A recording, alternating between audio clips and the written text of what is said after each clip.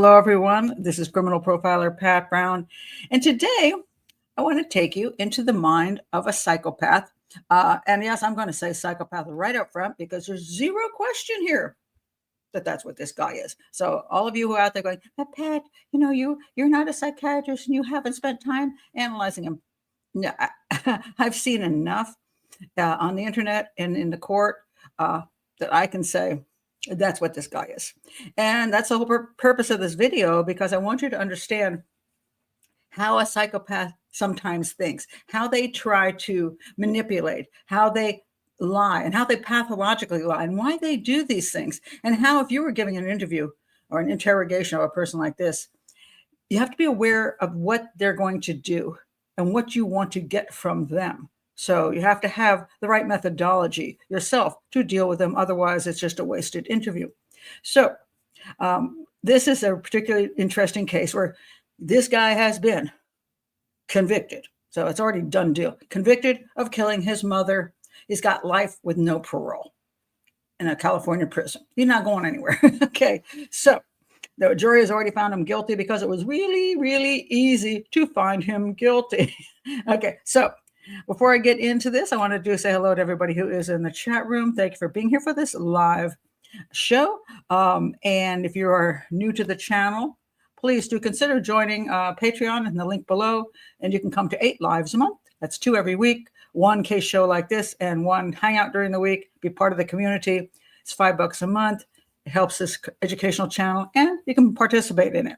If you don't want to do that, it's all good. Please do subscribe to the channel. All of my videos are public once the live is done. So everything is available to you. Click the bell for notifications. Check the playlist for things that you're interested in. Specifically, if you're interested in one case, you like, did Pat Brown analyze this case?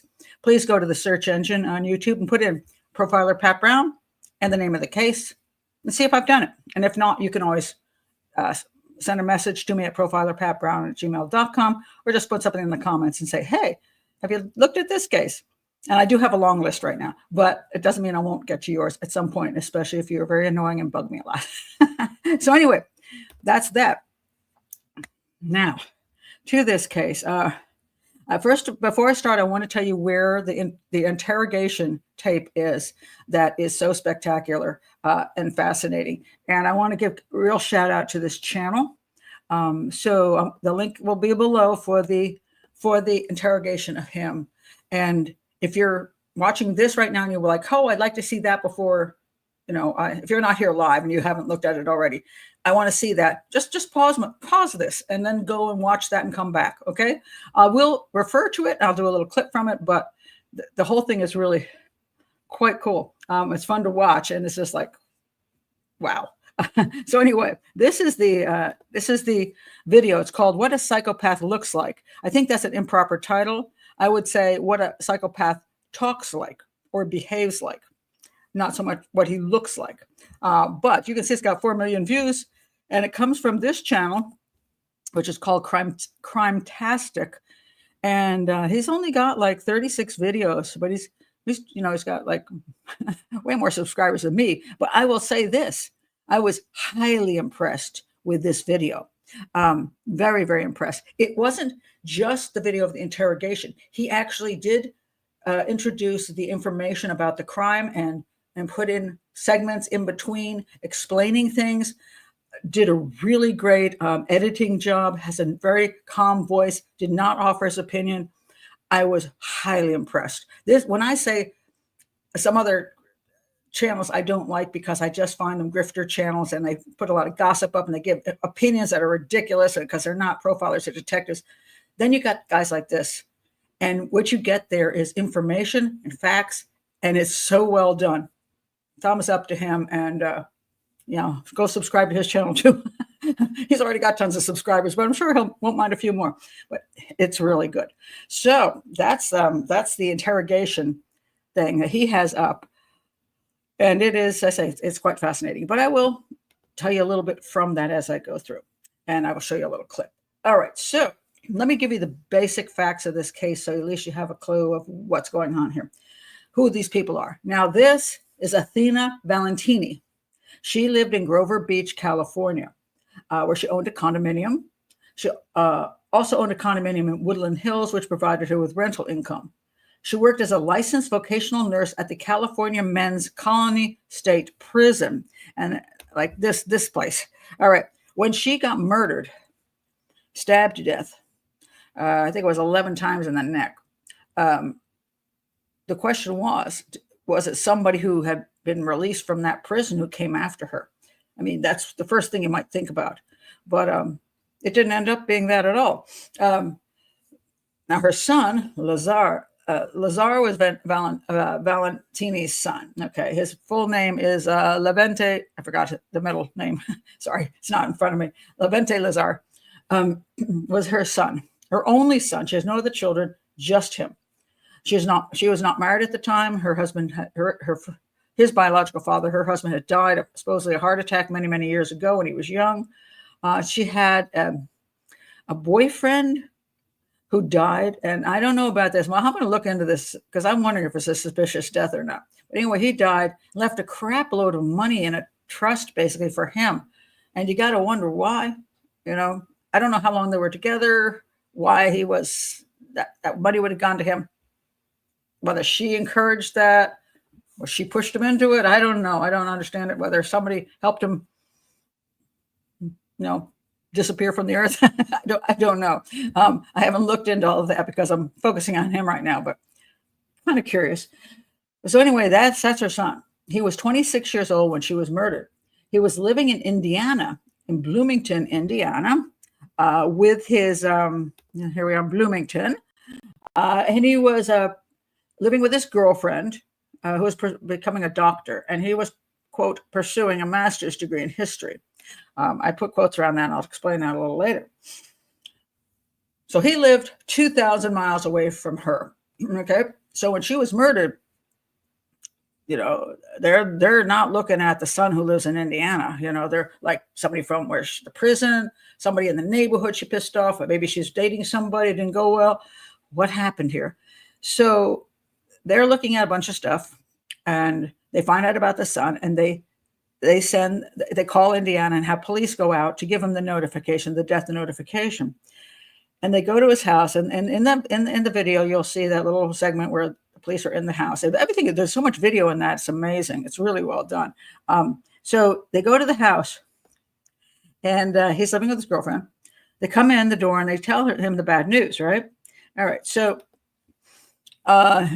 they tell him, your mother's passed away, okay?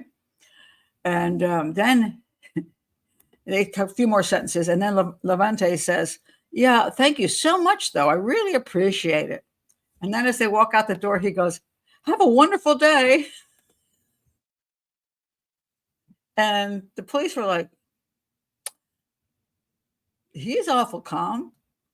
Have a wonderful day. I'm sure having a great day. You just told me my mother was murdered, but okay, remember, he's an only child. No brothers, no sisters. His mother's just been, I don't know if they told him he was murdered at that point. I think I just told him she was dead. But still, he didn't break down crying. He didn't look freaked. He was like, oh, okay, what happened? And they're like, oh, you need to call them. And he's like, all right, cool. What, do you have a number? Okay, have a wonderful day. And it struck them wrong. It's like, what the heck? This guy doesn't seem to be particularly perturbed that his mother is dead. And so you could say that start up an investigation against him? Not so much that, but the police started examining the evidence, okay? They started examining the evidence, not looking at him at all, but just trying to figure out her last movements. So what happened, the reason she was, when they found her dead, this is what happened. She did not appear for work on, it would be October 25th. He didn't appear for work, and she didn't appear for work. And the co-workers were concerned. They asked the police to do a welfare check. The police discovered Valentini's body in her bedroom at 11:48 a.m. She died from sharp force trauma to her neck. And then they started examining what had gone on. Okay, who could have done this to this nice lady, right? And I just want to show you some pictures here. You know, here she is raising her only son, and that's their dog, who's also oddly, uh, also oddly named, the same name as the mom, which is kind of an odd thing. I don't know why you would name a dog after yourself, but okay. But the dog has her name too. So, and the dog had been with them a long time. As you can see, that he was quite young there, and so hold on a second. I'm trying to pull up her name again. Athena. Sorry, just lost her name. Athena. So her name is Athena. The dog's name is Athena. Anyway, so they got the dog fairly young, and the dog was missing. Okay, so the dog is missing. They go into the house. They find the bed has been disturbed. Like there was an altercation on the bed. She ends up lying in a pool of blood on the floor. And sometimes when she went to work, she would put her dog outside. In this area here is a beagle, and it was a quiet beagle, but it would go outside when she was at work. Dog wasn't there. And so what the heck? Where's the dog? And so they start looking at phone records and they start looking at video, because her house there was video camera there, and there was in the streets too. So when it came down to the dog, they saw her going into her home. The dog is not on a leash. This is really important. Dog is not on a leash. Supposedly, Levente says he trained the dog not to walk on a leash, so the dog would just walk behind. Only for like his mom, himself, maybe if there was another special person, but not strangers. So she's walking the dog. Well, the dog's walking with her, and into the house, and then the dog's missing. But after the time she was murdered, you see this man going down the road, walking down the sidewalk with the dog behind him. The dog's just walking behind him. Okay, that's a little suspicious, don't you think? So the other thing that they had, along with having pictures of the perp before the crime and after the crime, okay, they also had a phone call that she was in communication with about the time that this guy was rounding around outside, to a burner phone.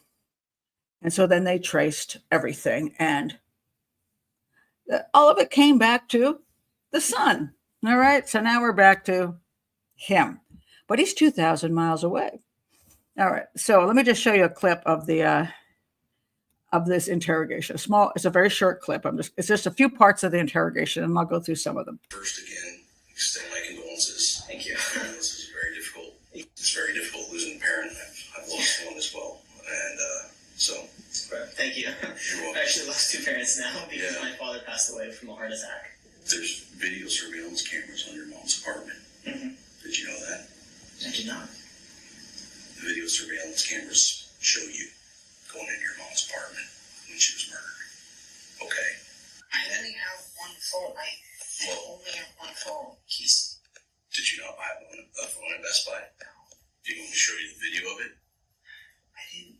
Do you want me to show you the video of it? Sure. Okay.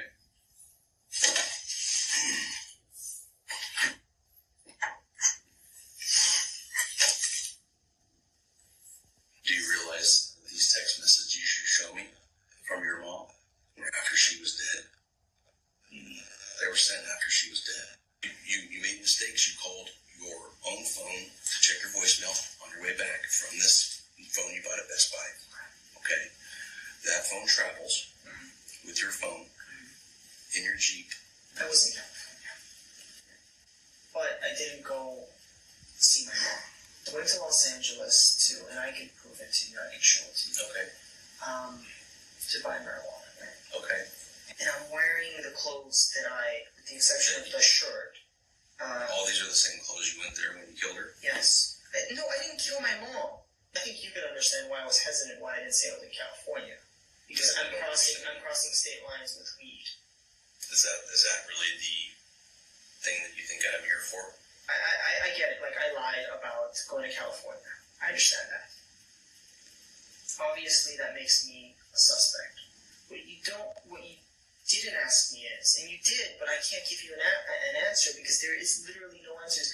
Now you're gonna go through my stuff and my girlfriend's belongings and stuff? Jesus Christ, it's gonna ruin her, okay? All because, and you're gonna find out, you're gonna find out, okay? But in the end, it doesn't affect you. I can move on, it's not a big deal, there's a million fish out there, but damn, man. I've seen enough TV to know what happens, okay? You're gonna leave the room, you're gonna let me sit here, vegetate in my own thoughts, that sort of thing. I can't go to the bathroom, can't drink water, it's gonna pass 24 hours, that sort of thing. I'm not, you say I'm smart, but come on, I know some of these tricks because I've seen TV.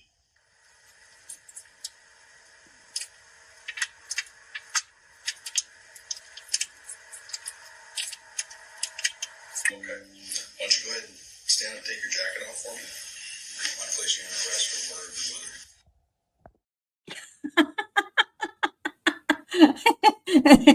And if you want to see you should watch the whole rest of it because it's highly amusing. Oh my God. And those were just little clips that somebody put together, and I appreciate them doing that. Oh my God. So let me go back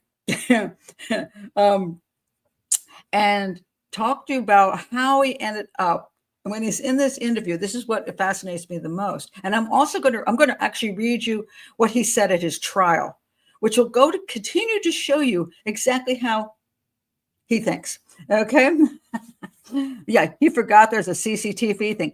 He apparently, for all the watching of TV, didn't seem to understand that things can be tracked. Okay.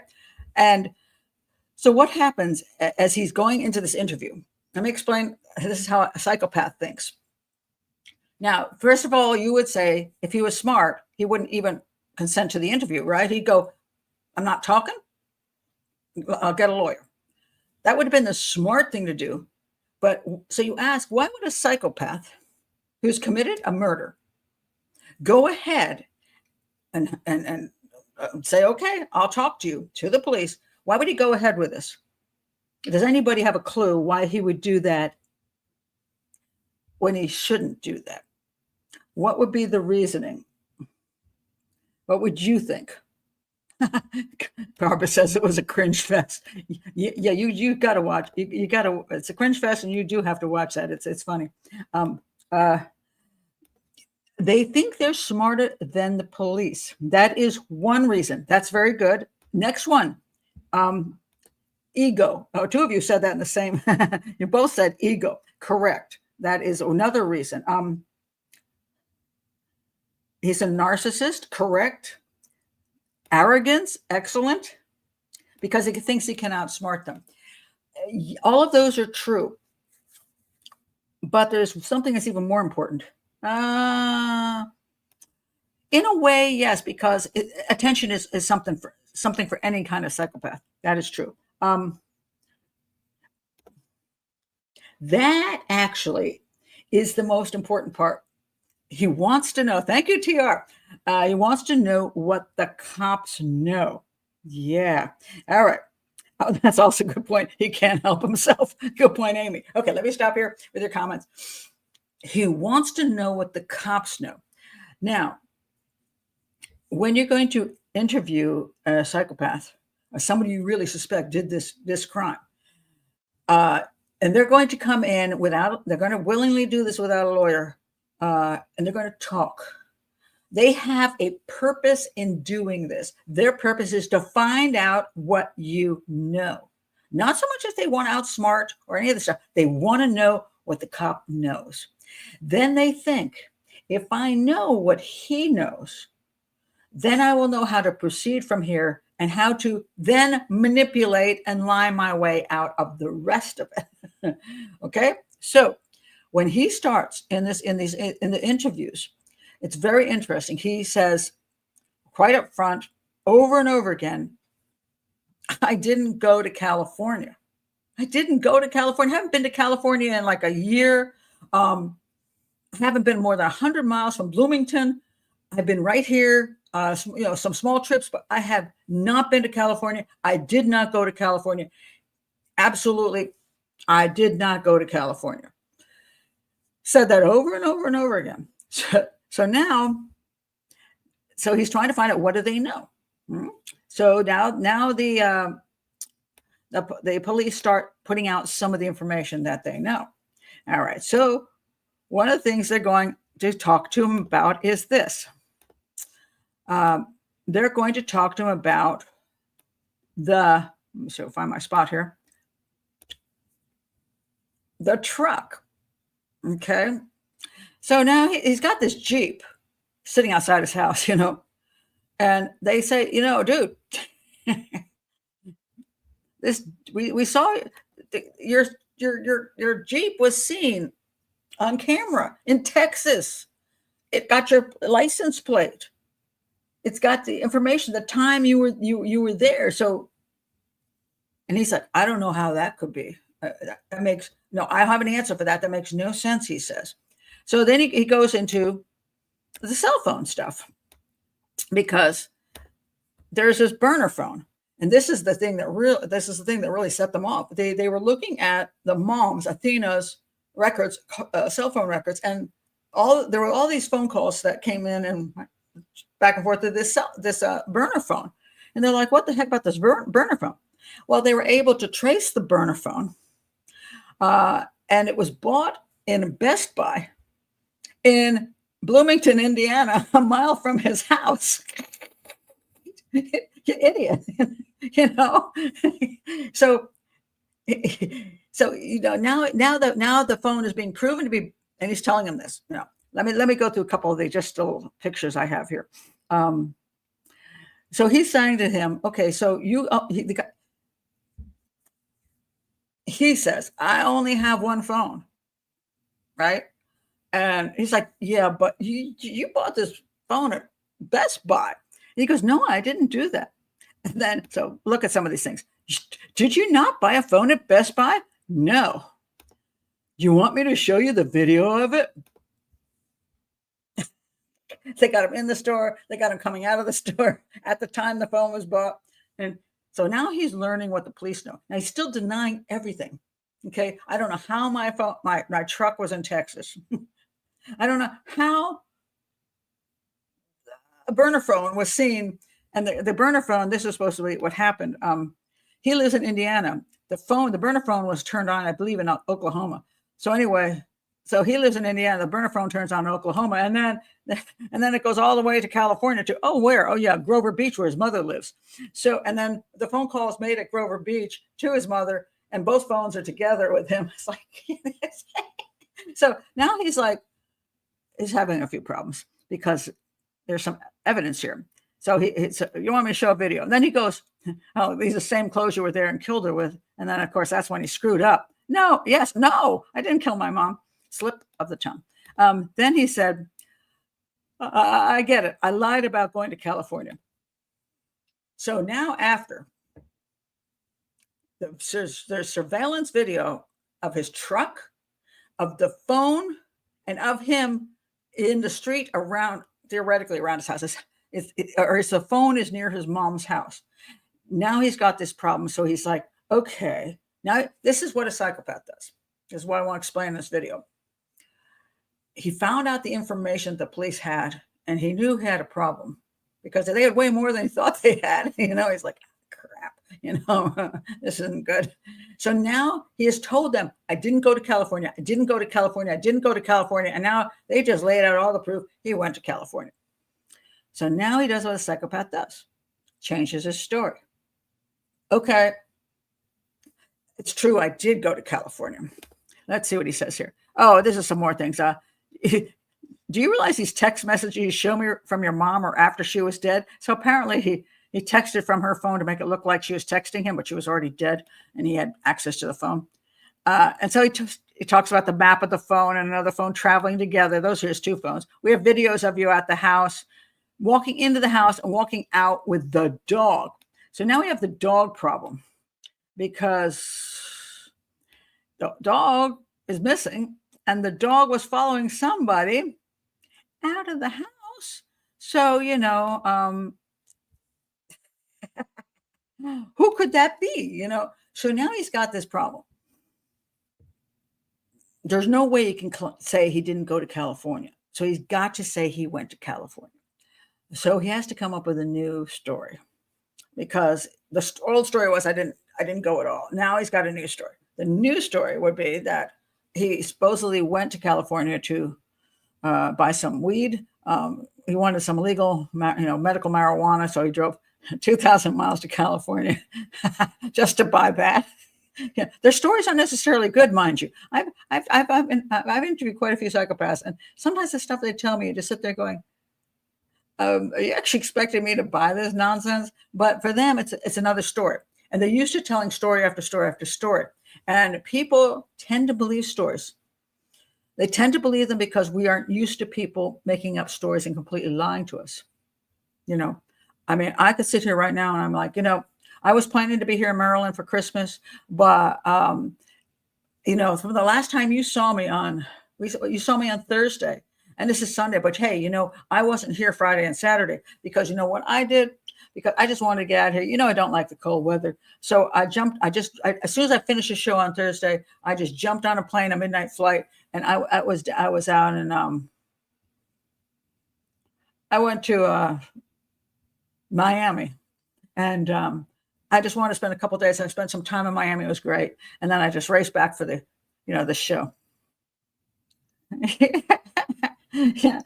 You might go, well, I don't know why Pat Brown would be lying to us, but I would be, because obviously that's a nonsense. But so psychopaths do that. They'll tell another story because people tend to say, well, if that person is telling me that and looking me in the eye and saying, this is what happened, they have a trouble understanding that people will lie that blatantly. It's not something in our human nature to believe that somebody can look at us and lie like that, just straight up. And that causes a lot of problems in relationships too. It's like, were you with your secretary at the motel? Absolutely not. But somebody said they saw your car and your secretary's car in front of the Bob's Motel. He goes, that person must be lying. There's just no way. I left work. I went to a restaurant. I worked. I had some paperwork I had to do. I sat there and worked on the paperwork. I was nowhere near Bob's Motel. I don't know who that person is who told you that lie. Okay. That's the kind of thing. So psychopaths are used to people buying into the stuff. When I tell you some of the stuff that happened, when I read some of the stuff from the court, when he was taking the stand in the court, you'll see what I mean about that. So, but they had him here. He's like, his phone, they got him with his own phone is there in California. His burner phone, he clearly purchased at Best Buy. And then they asked him, well, why did you buy the burner phone? And he said, I have personal reasons. It was like, let me come up with something. Why would I buy a burner phone? And then he comes up with, he didn't want his girlfriend to know that he was going to California because he was going to get a ring for her from his mother. And so he lied. So this story goes on. I'll read some of that when I do the court one, because I'm just going to read you through the court thing. It's fascinating. So, but now he's like screwed. He's like, there's so much evidence against him. It's ridiculous. So they arrest him, and he can't cover up the amount of mistakes he's made. So he's now confessing to taking a trip. He went to California. He did not see his mother, though, and I will read you that I'm going to do the court thing in just a second, and you'll see what he says there. He's had a year to think about it, so now he's got a better story. And this is what psychopaths will do. They will tell you one story, and when that one story fails, to come up with a better story. Now, I want to point out one thing you want to do when you interview, if you're a detective, you're interviewing a psychopath, or interviewing somebody you think could be a psychopath. One of my experiences with a person I knew was a psychopath, and I was interviewing him based on, I wanted to know whether he was on I knew he had been on a bike path or a running path between one town and the next. A woman was murdered in between. I knew he was on the path. I knew that was true. But the problem I had was she was murdered at dusk. And, he could have been on the path way before dusk. He could have been on the pathway after dusk. So I had to be able to place him on the path at dusk for them to meet, right? to run into each other. And so I was talking with him, and this is the question I want to know. What time were you on the path? Now, here's what you don't do with a psychopath. You don't say, because he already knew the woman was murdered, basically. And so you don't say, what time were you on the path? Because then he's going to lie. He'll pick something, but it'll be a lie. I know I left after dark. I know I stayed with my girlfriend on the other end of the path, and we talked. We were having issues, but we talked it all out. I left, I don't know, 9 or 10 o'clock at night, and I walked home in the dark. Well, she was already dead by then. That would have been a good answer. Or he could have said, I went to my girlfriend's house, right after work, and she told me, relationships are done, and I left right away and went back home. And so therefore, he would have passed that location prior to the girl being killed.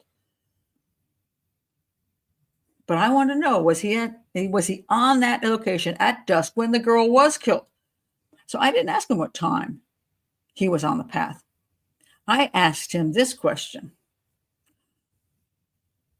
The path goes directly from your girlfriend's house to where you were living, but yet you said you left the path, went through the stream, got wet, up behind the bowling alley, and came down the main road and then over to the house. Why would you do that? Why would you cross into the water? Now, he had to come up with a reason for that. And this is what he said. I was getting to that point on the path, and it was getting dark. And I got nervous that it was not safe to be on the path in the dark. So because it was getting dark, I decided I should get off the path and up to the main road. So I crossed the water to the main road. And I had my answer. He was there exactly at that location at dusk. Because I knew, because he was a psychopath, how he was going to play the game, how he was trying to get around things. So sometimes when you are interviewing someone who is a psychopath and you want an answer, you've got to figure out how you're going to get the answer. Because if you just ask them directly, they're waiting for the direct so that they can then misdirect. But you have to figure out a way to get them to think you want this, so they give you that, and that's actually what you wanted to begin with.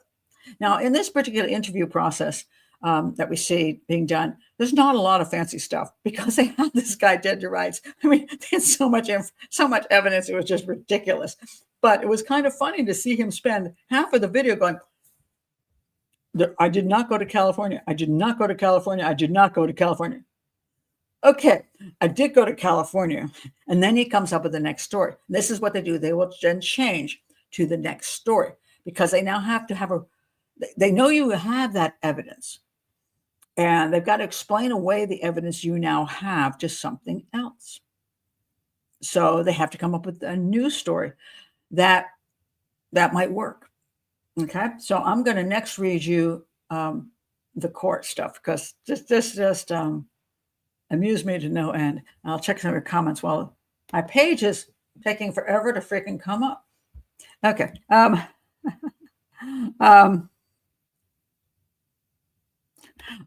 In the Jinx documentary, they ask, which didn't you write? Interesting. Yeah, sometimes, sometimes what happens, for example, I have to say this, there's a difference between what you might say as a lawyer in court and what you might say as an interrogator. When you're dealing with somebody, you're trying, watch out for the flies. I swear to God, I've had the one fly. I've been telling you about this for like 2 weeks. I swear it's with one fly. And every time I do the show, the fly comes through. I'm like, how long do they live? Because it's one fly. It's not in my bedroom. It's not in the kitchen. It comes up when I'm doing the show, one fly. And it one time landed on my head during the show. And there it is. I'm like, what the heck? But anyway, the two differences. When you're in a court of law, the one thing a clever lawyer will do sometimes is put you in a position where no matter how you answer the question, you lose. So let's say, for example, I'm trying to think of this. Because I actually attended a court session with helping out a relative because the attorney was so ridiculously expensive, she just fired them and had me come along. And I wasn't allowed to speak in court, but I was allowed to pass her notes. I said, ask this. And one of the things she asked, I'm trying to think how it worked. It was, I wish I could remember. But no matter how you answer the question, you lose. And that's it. It's like, somebody come up with a good example, because I'm blanking here. I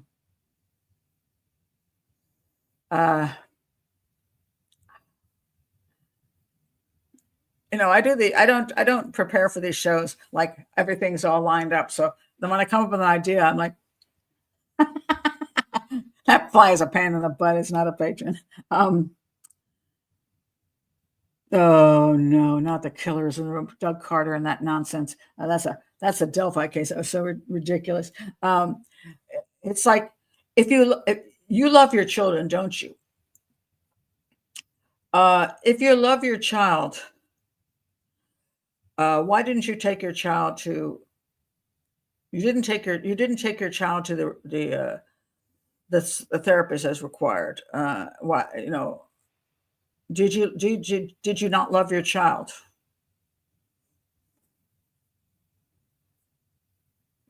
Well, yeah, I love my child, but I didn't do what they told me to do if I love my child.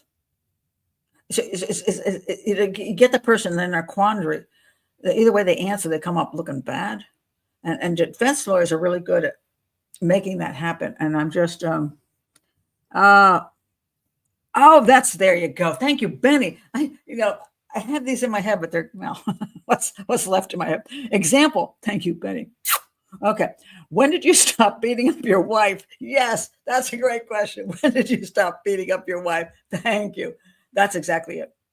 And you're like, how do you answer it? There's no way to answer it without screwing yourself, no matter what you say.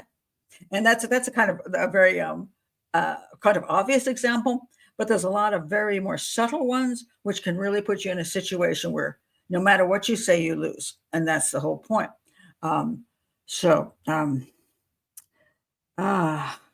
wish I remembered. I wish I remembered what I said in that courtroom, because I had it set up so well that the judge said, after the case was over, the judge said, for a pro bono, pro se case, because it was done pro se at that point. That was his best pro se case I've ever seen, and it was like, because I was doing the defense part, and I knew how to ask these questions so that they basically wound themselves into little, But this is when you're interrogating, you got to make sure you understand what their answers are going to be. You always have to know it's going to be A or it's going to be B, and you don't want to force them into A or B, but you want to get an actual answer. And so a lot of times when people interrogate, they don't do that. They ask straight up questions, and for a psychopath, a straight up question is a way to play you. So you have to find a way to get them to think you're asking A, and you're expecting the answer A, but the guy's going to give you answer B, which is actually what you wanted. So it's a game. It's a game that's played between the interrogator and the psychopathic interviewee, and you have to do it well. And you have to know who you're playing with, because that's the way they do it. Now, this guy was intensely stupid. So there wasn't a huge amount of stuff going on with this guy, because he was not the guy's not that bright. Okay, he says, "Oh, I watch TV." Well, if you watch TV, didn't you realize there was CCTV everywhere, and that if you walked into Best Buy, a mile from your home, bought a phone, people would know it was you. There'd be cameras. How stupid are you? Well, apparently very stupid. So I want to also let you know, everybody thinks a psychopath is a very smart person. No, psychopaths come in all IQs. You have very smart psychopaths, and they might not end up being serial killers or murderers. They might just end up being people who work in certain industries that they can control and manipulate. And there was a fellow recently, it's unbelievable. It was out west in, I think it was Idaho, but I may be wrong. I just read this entire, I think it was from Atlantic. I just read this entire thing about this guy. The guy was a cancer specialist. They hired him on, and he was so good that the hospital was making 3 times the amount of money through him. He was making 3 times the salary. Everybody loved him. He was the most beloved cancer specialist ever, except that he diagnosed people with cancer who didn't have cancer and died from the treatments he gave them. And there were still people out in the streets with signs saying, support this guy. He never, ever got prosecuted. I think he ended up leaving, but he made a fortune, has no remorse. I say the guy's probably a psychopath, but a brilliant psychopath who was able to play this game with people because he manipulated them so well. So you have those kinds. I don't think this guy's very smart. This guy's a basic idiot. But he's a psychopathic idiot. So he's on a lower IQ and he's just dumb and but he managed to somehow survive for a really long time doing what he did, probably because of his mother. This guy was given a crap load of money by his mother and her dead boyfriend. And so he didn't actually have to work that hard to survive. And he could build all his lies around the fact he had so much money, which was very attractive to females.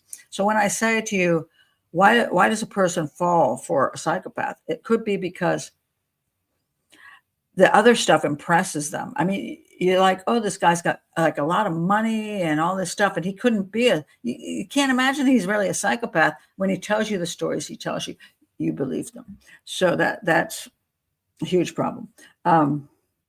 Kemper was very intelligent, yet he did some dumb stuff too.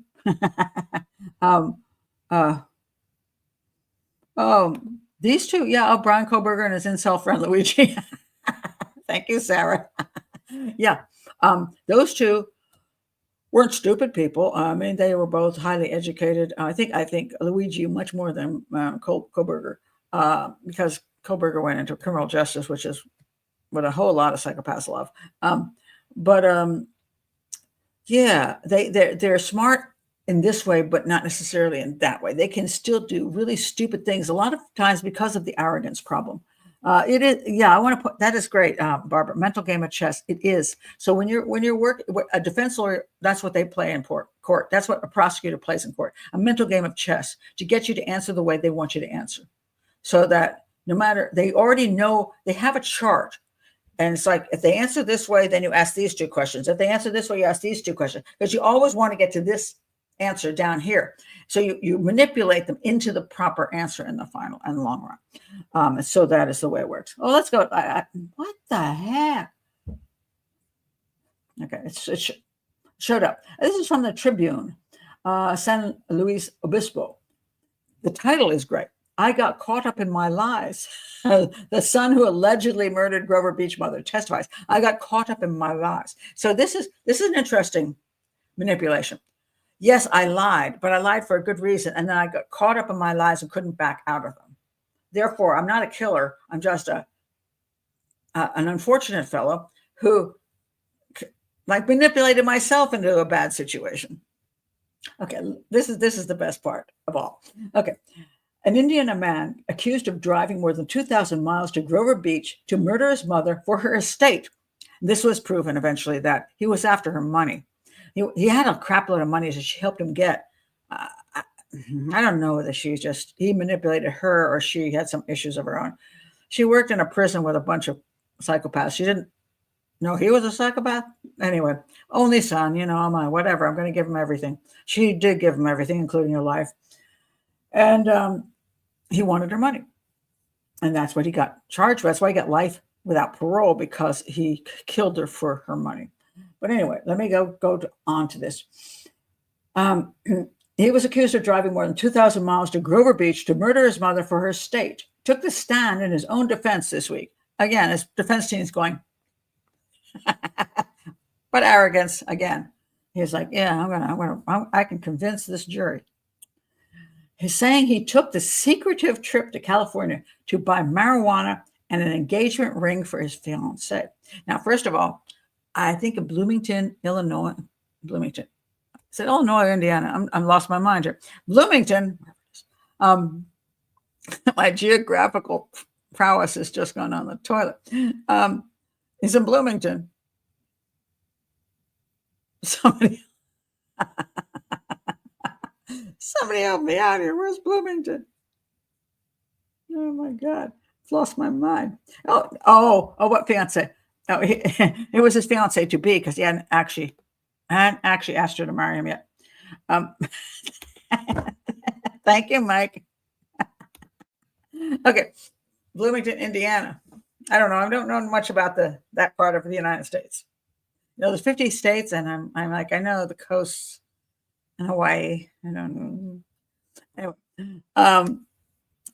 yes, she wasn't yet a fiance. He actually, the weird thing is, he said here he says he wanted to get an engagement ring for his fiance.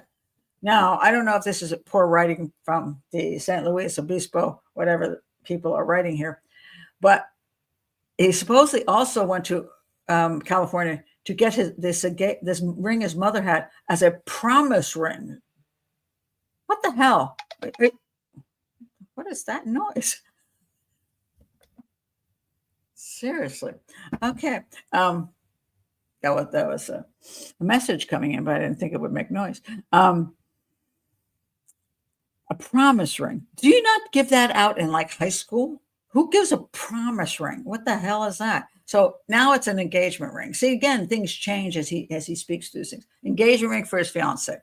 Levente Lazlo Lazar testified Wednesday and Thursday and explained to jurors why he lied to investigators and his girlfriend. You see, now it's not just the investigators he lies to, but his own girlfriend about the trip, which coincided with the stabbing death of his mother.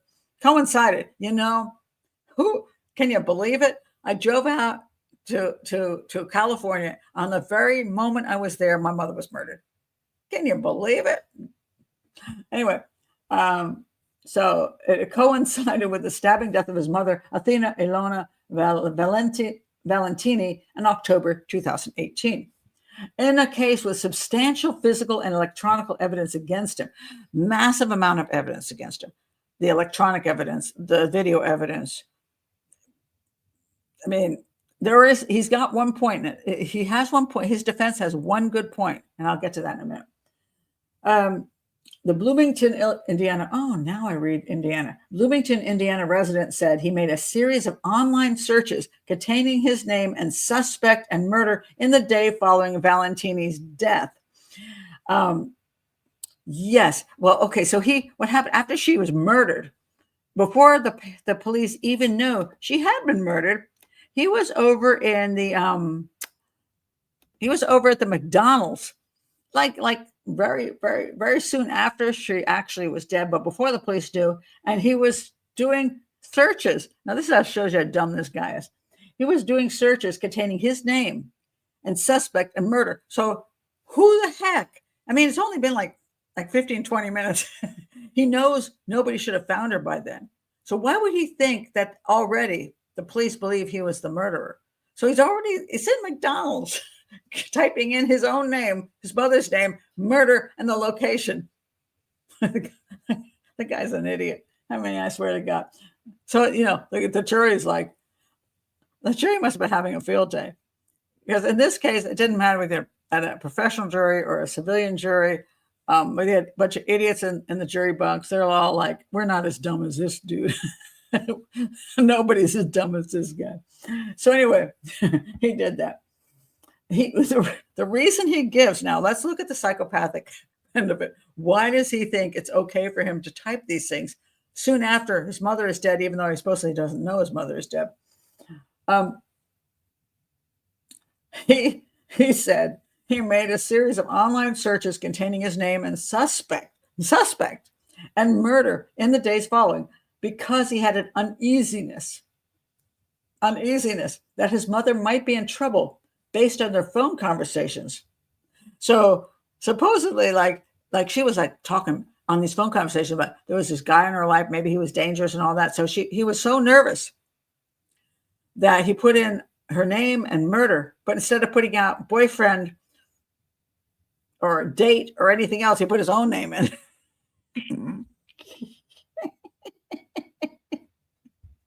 Oh my God. Okay. So, and then he said, if that doesn't convince you, English isn't my first language. So that's what? How does that even pertain? Okay. Because he wasn't entirely truthful to a district attorney's office investigator about his whereabouts at the time of his mother's death, Lazar said his lies snowballed to the point where he became the prime suspect in her alleged murder. I got caught up in my lies. Now, one of the things that's very popular today is to have some kind of psychiatric issue where you can't control yourself, that you do things that you get caught up in things, caught up in your emotions, caught up in your speech just out of your mouth and you can't help yourself. And so therefore you spout a bunch of stuff. This is popular. Apparently it didn't work with the jury, which I thank you, jury. He got caught up in his lies. Okay. Lazar has pleaded not guilty to a single count of first-degree murder, a charge that carries sentencing enhancements for the alleged personal use of a deadly weapon and a special allegation for a murder of financial gain. He wanted the money. Okay. The district attorney's office is seeking the unusual penalty of life in prison without parole due to Lazar's alleged financial motive of wanting to liquidate her estate to pay for his upcoming wedding to his trophy girlfriend, as well as to pay off tax liens and student debt. So, people say he did have money when she died, and he used that. He said, oh man, I got a whole bunch of money. He did, but he had not enough whole bunch of money that he wanted. So when you ask people, for example, why they can't be happy with what they have, for example, he's marrying his girlfriend. Could he buy himself? Well, okay, he lives in California, so real estate is expensive.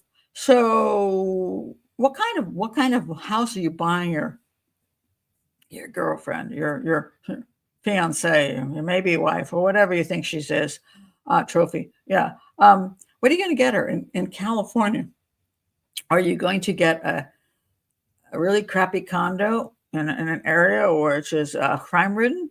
And that'll cost you $250,000 right there, if not more, $350,000. Or are you going to get her something decent, which will probably cost you $1 million, maybe $1.5 million. But you don't have that kind of money, dude. You got some money, but not that much money. So it looks good because, you already got $250,000 like laying around. You could use that. But if you got rid of your mother, you'd get her properties. The property that she was renting out, you get all the money from that, and you'd be doing a lot better. It's called greed. And so that was what he was after. That's why they nailed him for that. He could pay off all his debts and then have this extra money. Lazar is accused of driving his Jeep to his mother's Grover Beach condo on October 24th, 2018, and plunging a sharp object into her neck up to 10 times. I thought it was 11.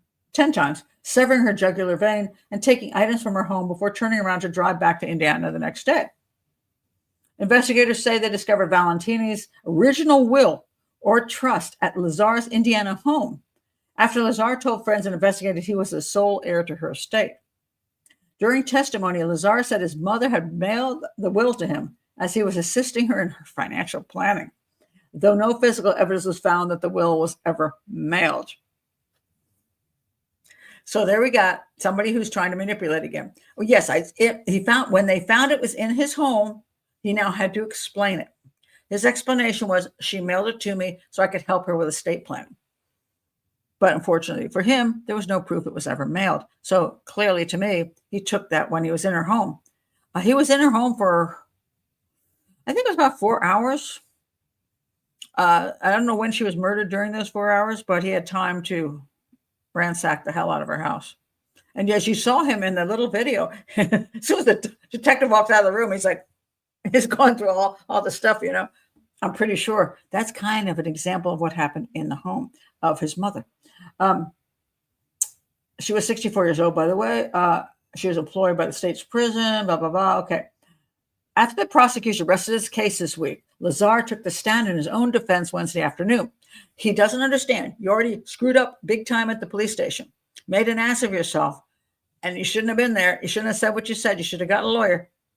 But now that you're in court, the lawyers can't stop you because, again, you want to get on the stand because you think those 12 people in the jury box, you can convince that you didn't kill your mother. So what did he say? He was the only witness called in his defense, except for the district attorney's investigator.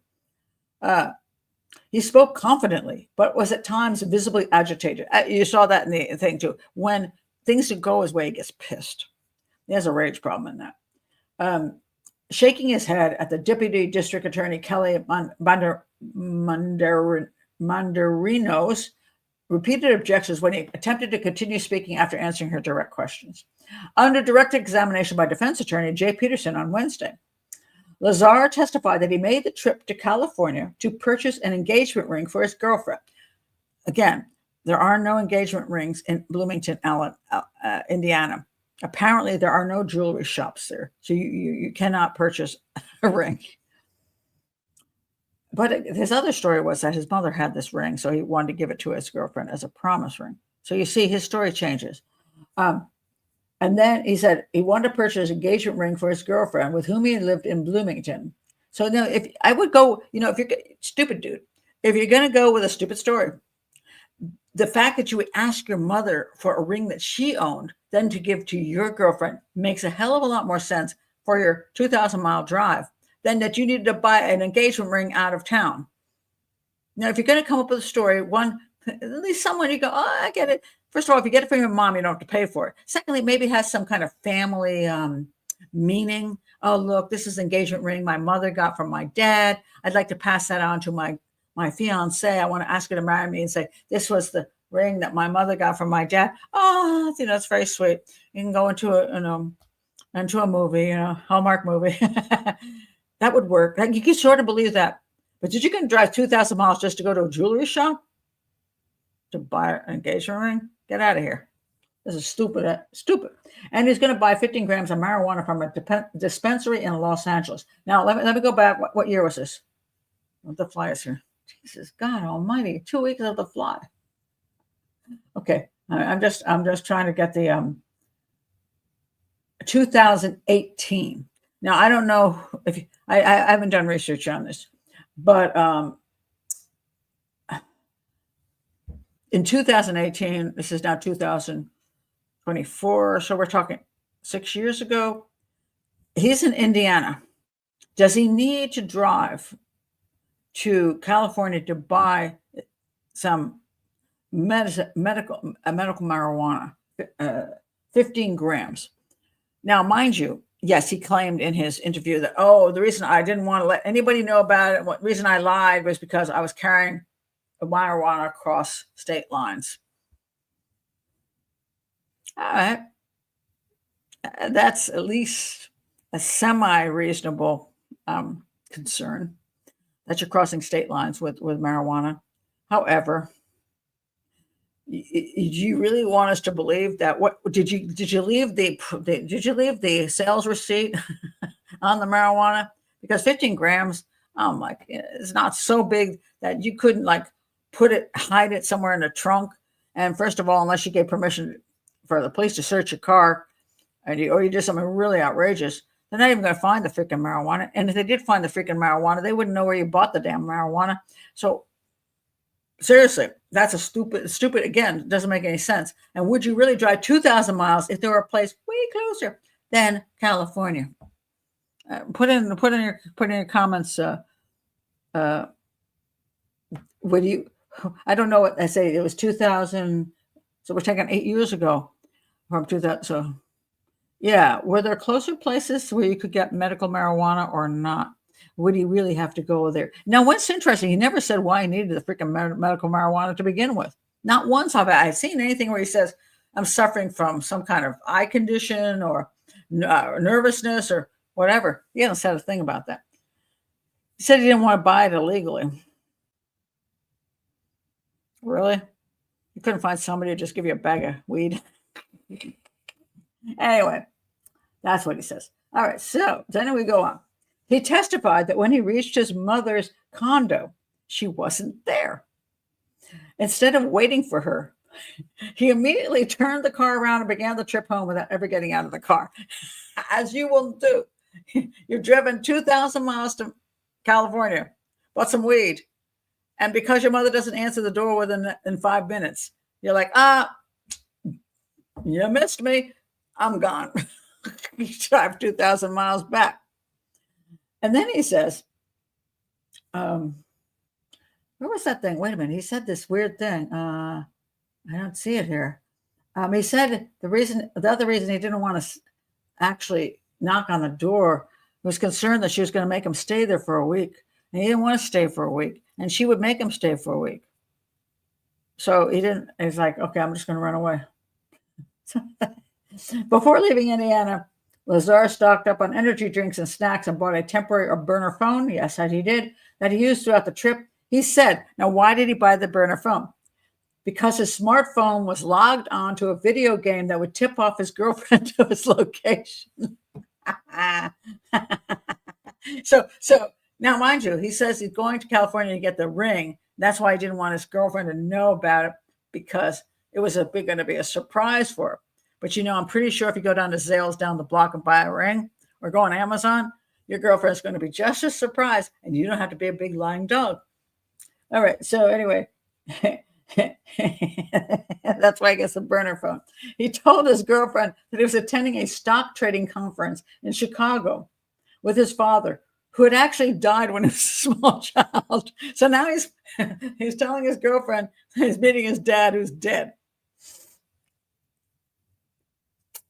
He admitted to the jurors that he was not truthful to investigators about the trip because he was afraid of being charged with drug trafficking or bringing marijuana across state lines. Again, if there's no proof of where you bought the marijuana, how are they going to know you bought it in California? When they pick you up in Colorado, how will they know? Okay, so they show the surveillance footage shows him walking away from the complex. He testified the person they saw in that guy, but the dog that's walking right with him, was not him, as evidenced by the way the person walked, because that person walked like this, and I walk like this. And though it appears the Converse sneakers the filmed individual was wearing match a pair he owns, the Converse sneakers are very common, he said. So, dudes have bad luck. A guy who has a dog who doesn't follow anybody but his mother and him follows some other dude who happens to be wearing the same kind of sneakers that he has. But, you can buy them anywhere. So it could be. Now, is it when you start getting all your connections, all your coincidences are getting ridiculous? All right. So anyway, but that's his defense, because his defense, the defense lawyer is going, I've got nothing to work with here, dude. I mean, this is pitiful. Maybe the defense lawyer actually put him on the stand. He's like, look, the case, you're so screwed. All I can think of is that if you can spill out a bunch of lies to the jury and make yourself look sympathetic, maybe one person on the jury will say, I just don't know if the guy did it. And in this day and age, as I say, civilian juries, they're like 12 people on a bus stop. It's a roll of the dice. Maybe one person would have fallen for it. Luckily for the prosecution, the jury did not fall for it. Not one person. So the person in the video was seen carrying a backpack and was trailed by what appeared to be Valentini's dog, which was off the leash. Prosecutors have alleged that the dog felt safe to walk with the person because it was familiar with Lazar. Lazar, however, testified the dog was friendly with most people, which has changed from his recent statement, and would follow a person if he spent even a little time with them. The dog has never been found. First of all, why is the dog following anybody? I mean, you theoretically, if after you killed somebody, you should just leave the damn dog in the house. So why is the dog even with him? And my theory is this. He loved the dog. Well, as much as a psychopath does. It's like, hey, there's my dog. And now the dog wants to go with him. He's like, fine. So rather than being a normal killer for whatever other reasons and leaving the dog, killing the dog along with her, just stab the dog too, or just leave the dog and let somebody else find her and the damn dog. He thinks the dog belongs to him, so he has every right to take the dog. The dog wants to go with him, so the dog goes back with him. Dog gets in the car. Somewhere along the way home, he realizes, if I show up with this damn dog, I'm doomed. So somewhere along the way, the dog either is just dumped out of the car or he kills the dog. That's my theory on that. Asked by a Mandarino why he made the incriminating online searches from a McDonald's restaurant in Arizona during his return trip the next day, before his mother's body was discovered in a pool of blood in her bedroom during a welfare check, he said, I'm not really sure, to be honest.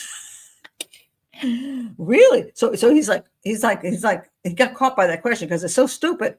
Hey, the woman hasn't been found dead yet, and you're already making searches in a McDonald's, and you're actually near that location. So it's not like you're making them from just far away because you were concerned about her well-being. You made them when you were like on the road back from California. He said during his testimony that a past boyfriend of his mother was very, very abusive. And there was some uneasiness in their phone conversations in the months leading up to her death, which we will never know what those phone conversations were. They may have been uneasiness between the two of them about their relationship and money issues. And she's like fed up with this piece of crap. But anyway, he said, there was uneasiness about him in their phone conversations in the months leading up to her death that made him feel some concern for her safety. There was something that came to me. There was something that came to me. Tell me what the missing word is. All of you people who've been here forever. Yep. Oh, that's a good reason. That's a good point, Mike. Like they killed the dog so no one else could have them. That may be true. Absolutely. That's very good. What's the missing word? I'm excited. Lisa S. came in right away. Good student. Just. Lisa's just. Oh, I'm so pleased. Something just came over me. Oh, hallelujah. Yes, Felicity too. This is correct. This is his statement. There was something that just came to me, Lazar said of his searches for Ilone Valentiny, Grover Beach murder, October 25th, Levente Lazar murder, Levente Lazar suspect, Grover Beach. So I mean, his searches are ridiculous. He puts himself as a suspect before her body's even found. The guy's an idiot. But the word just, I've gone over the word just a lot, and there are a couple of reasons for the word just. Just is not always an indicator of something. I'm just saying this because it's just true. But sometimes just is put into the sentence where a lie then follows. I've seen this in so many cases, it's ridiculous. So he says, there was something that just came to me. It's a lie. It didn't just come to him. It came to him because he was there and he was trying to figure out, oh my God, are they coming after me? So there's the word just. Now listen further. He added that because English is not his first language, he was born in Hungary. He sometimes uses alternative words. It's blank a word that pops up. It's blank a word that pops up, Lazar said of the word suspect. It's what is that?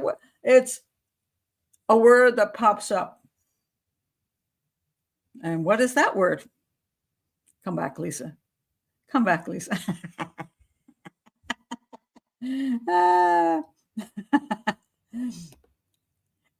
It's a word that pops up. Just a word that pops up. It's back. Just, thank you. There you go. Just, exactly. He's saying it again. It's just a word that pops up. Lazar said of the word suspect. So the word suspect just popped up. No, it didn't. You knew you were the suspect. Therefore, it didn't just pop up. It was something in your head.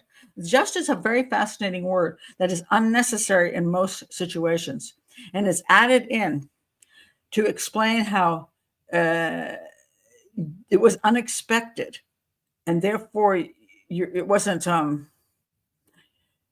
weren't being manipulative or conniving or anything. It just popped up.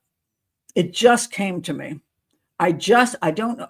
The woman was coming down the road and I just attacked her. I just did it. Another word is suddenly.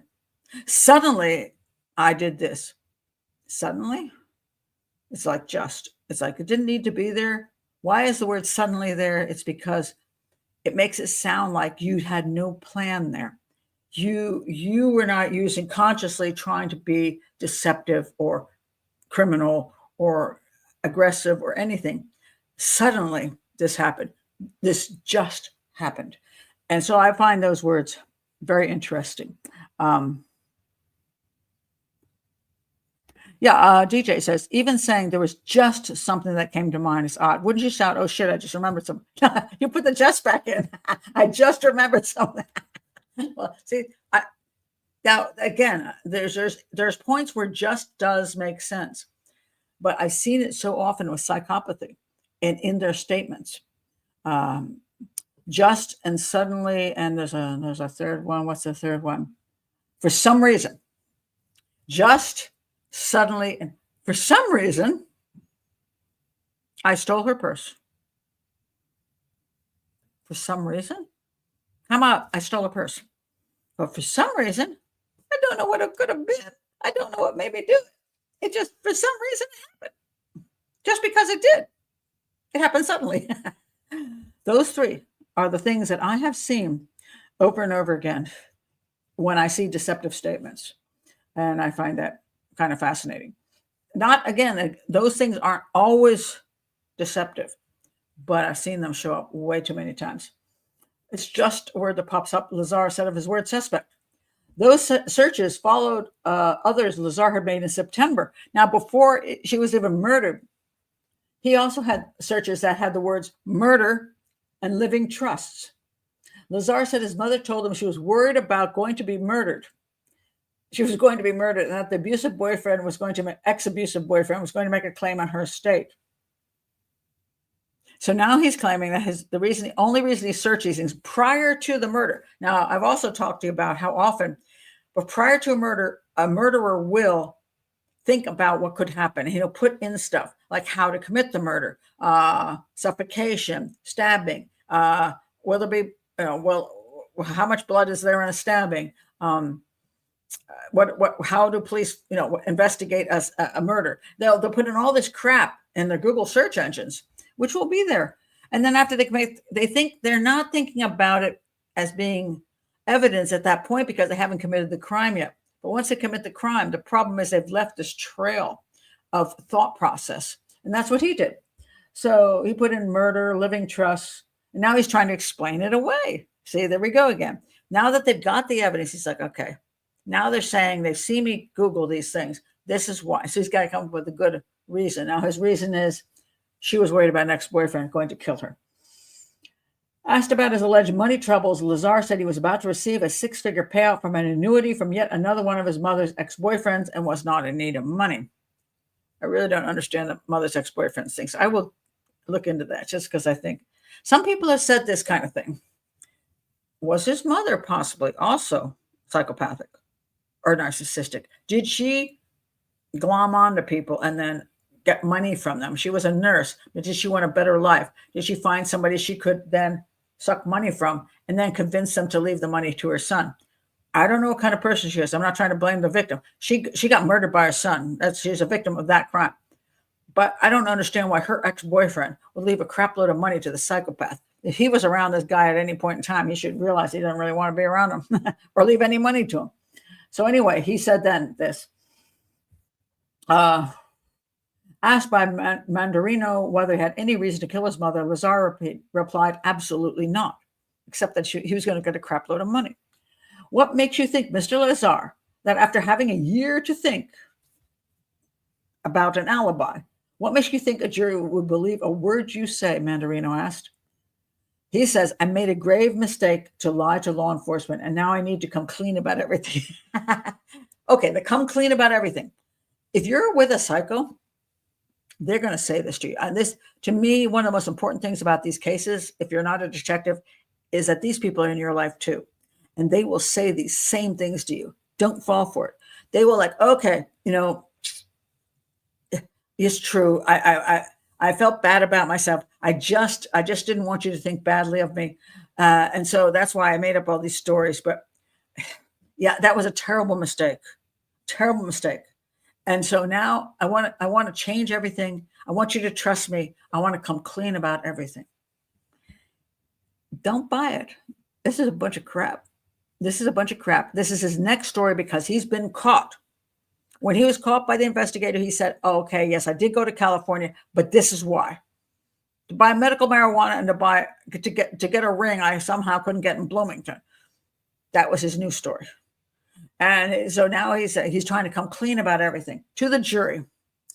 In her closing arguments, Deputy District Attorney Lindsay Bittner painted a portrait of a young man who, despite being provided everything he needed from his mother, that was true. She was like a sucker for him. Maybe because when she left Europe, under difficult circumstances, she was trying to save her one son, make something of her one son. That's a whole nother psychological thing. So she painted a portrait of a young man who, despite being provided everything he needed from his mother, whom Bittner called an immigrant success story, sunk his money into the stock market and was soon to be drowning in debt. Lazar, feeling inferior to his soon-to-be bride, a third-year medical student, Bittner said, and told her elaborate stories of being a stock trader and working for Disney and the federal government, but none of that was true. That's very interesting. So everything he told his fiance was a lie because he was trying to impress her. And since he had this money that somehow this came in from the dead ex-boyfriend, people are impressed by money. It's really hard to believe that somebody is trying to hoodwink you when they already have a crap load of money. It's like, what the heck? But I don't know what she looked like. I've never seen pictures of his supposedly trophy girlfriend. Maybe she was very attractive and moving up in life successfully, and he wanted to be attached to her. So he presented himself as somebody who had a lot of money, was doing all these things. He was getting his degree, his master's. He was being very successful, but he wasn't being very successful. And he lied about everything about his success and his job and everything to his girlfriend. She said he only really worked 6 months in his life. Money's given to him. That's what he used, and that's what he seeks. In other words, he was using up all the money he already had, and he was running out. So that's why he got nailed with first-degree murder, willful murder to get money, get control over his mother's $400,000 condo. Let's see what else. Now, the defense said this: no blood was found on Lazar's clothing. Defense attorney Peterson, in his final remarks to the jury, said that the prosecution's case largely rested on a lot of circumstantial evidence that left reasonable doubt. Now, circumstantial evidence can leave reasonable doubt. But a guy who plans by getting a burner phone, going out to Los Angeles under the radar of even his girlfriend, fiance, whatever she actually was to him, lying to her about why he's going out there, coming up with a story that makes zero sense, the ring and the marijuana, that he goes to his mother's house, she doesn't answer the door, so he just gives up and drives 2,000 miles back. That he was seen outside her house before she was murdered and outside her house after she was murdered with a damn dog behind him. And he immediately, within 20 minutes, is in McDonald's going, murder, my name, suspect, my mother's name, all of that. Then drives all the way back home, lies to the police about everything, and then comes with a phony baloney story. And we're supposed to say, because it didn't find blood on his clothing, that's reasonable doubt. Now let's look at it. He was in his mother's house, I think, about 4 hours. I'm pretty sure she had a washer and dryer. If he got blood on his clothing, I'm pretty sure he would have immediately spent that time just putting his clothes back in the washer and dryer and cleaning them all up, putting them back on, walking down the street. This is video too. They don't have any proof that they didn't have blood on them, but they can't see it through the video. So that's what they're trying to claim. It's nonsense. Echoing his client's statements that he made, quote, a grave mistake in not being truthful to law enforcement about the trip, Peterson said he did so foolishly due to the marijuana sale and his fear of going to jail for drug trafficking. Peterson said Lazar was consistent in his statements to Neil that he did not murder his mother, even when confronted with the evidence he made on the trip. Look at the transcript. He says over and over again, I didn't do it, I didn't do it, I didn't do it. If you watch that video, that interrogation, he never says he killed his mother. Oh, except for, were you wearing that when you killed your mother? Yes. No, I didn't mean that. No, I didn't mean that.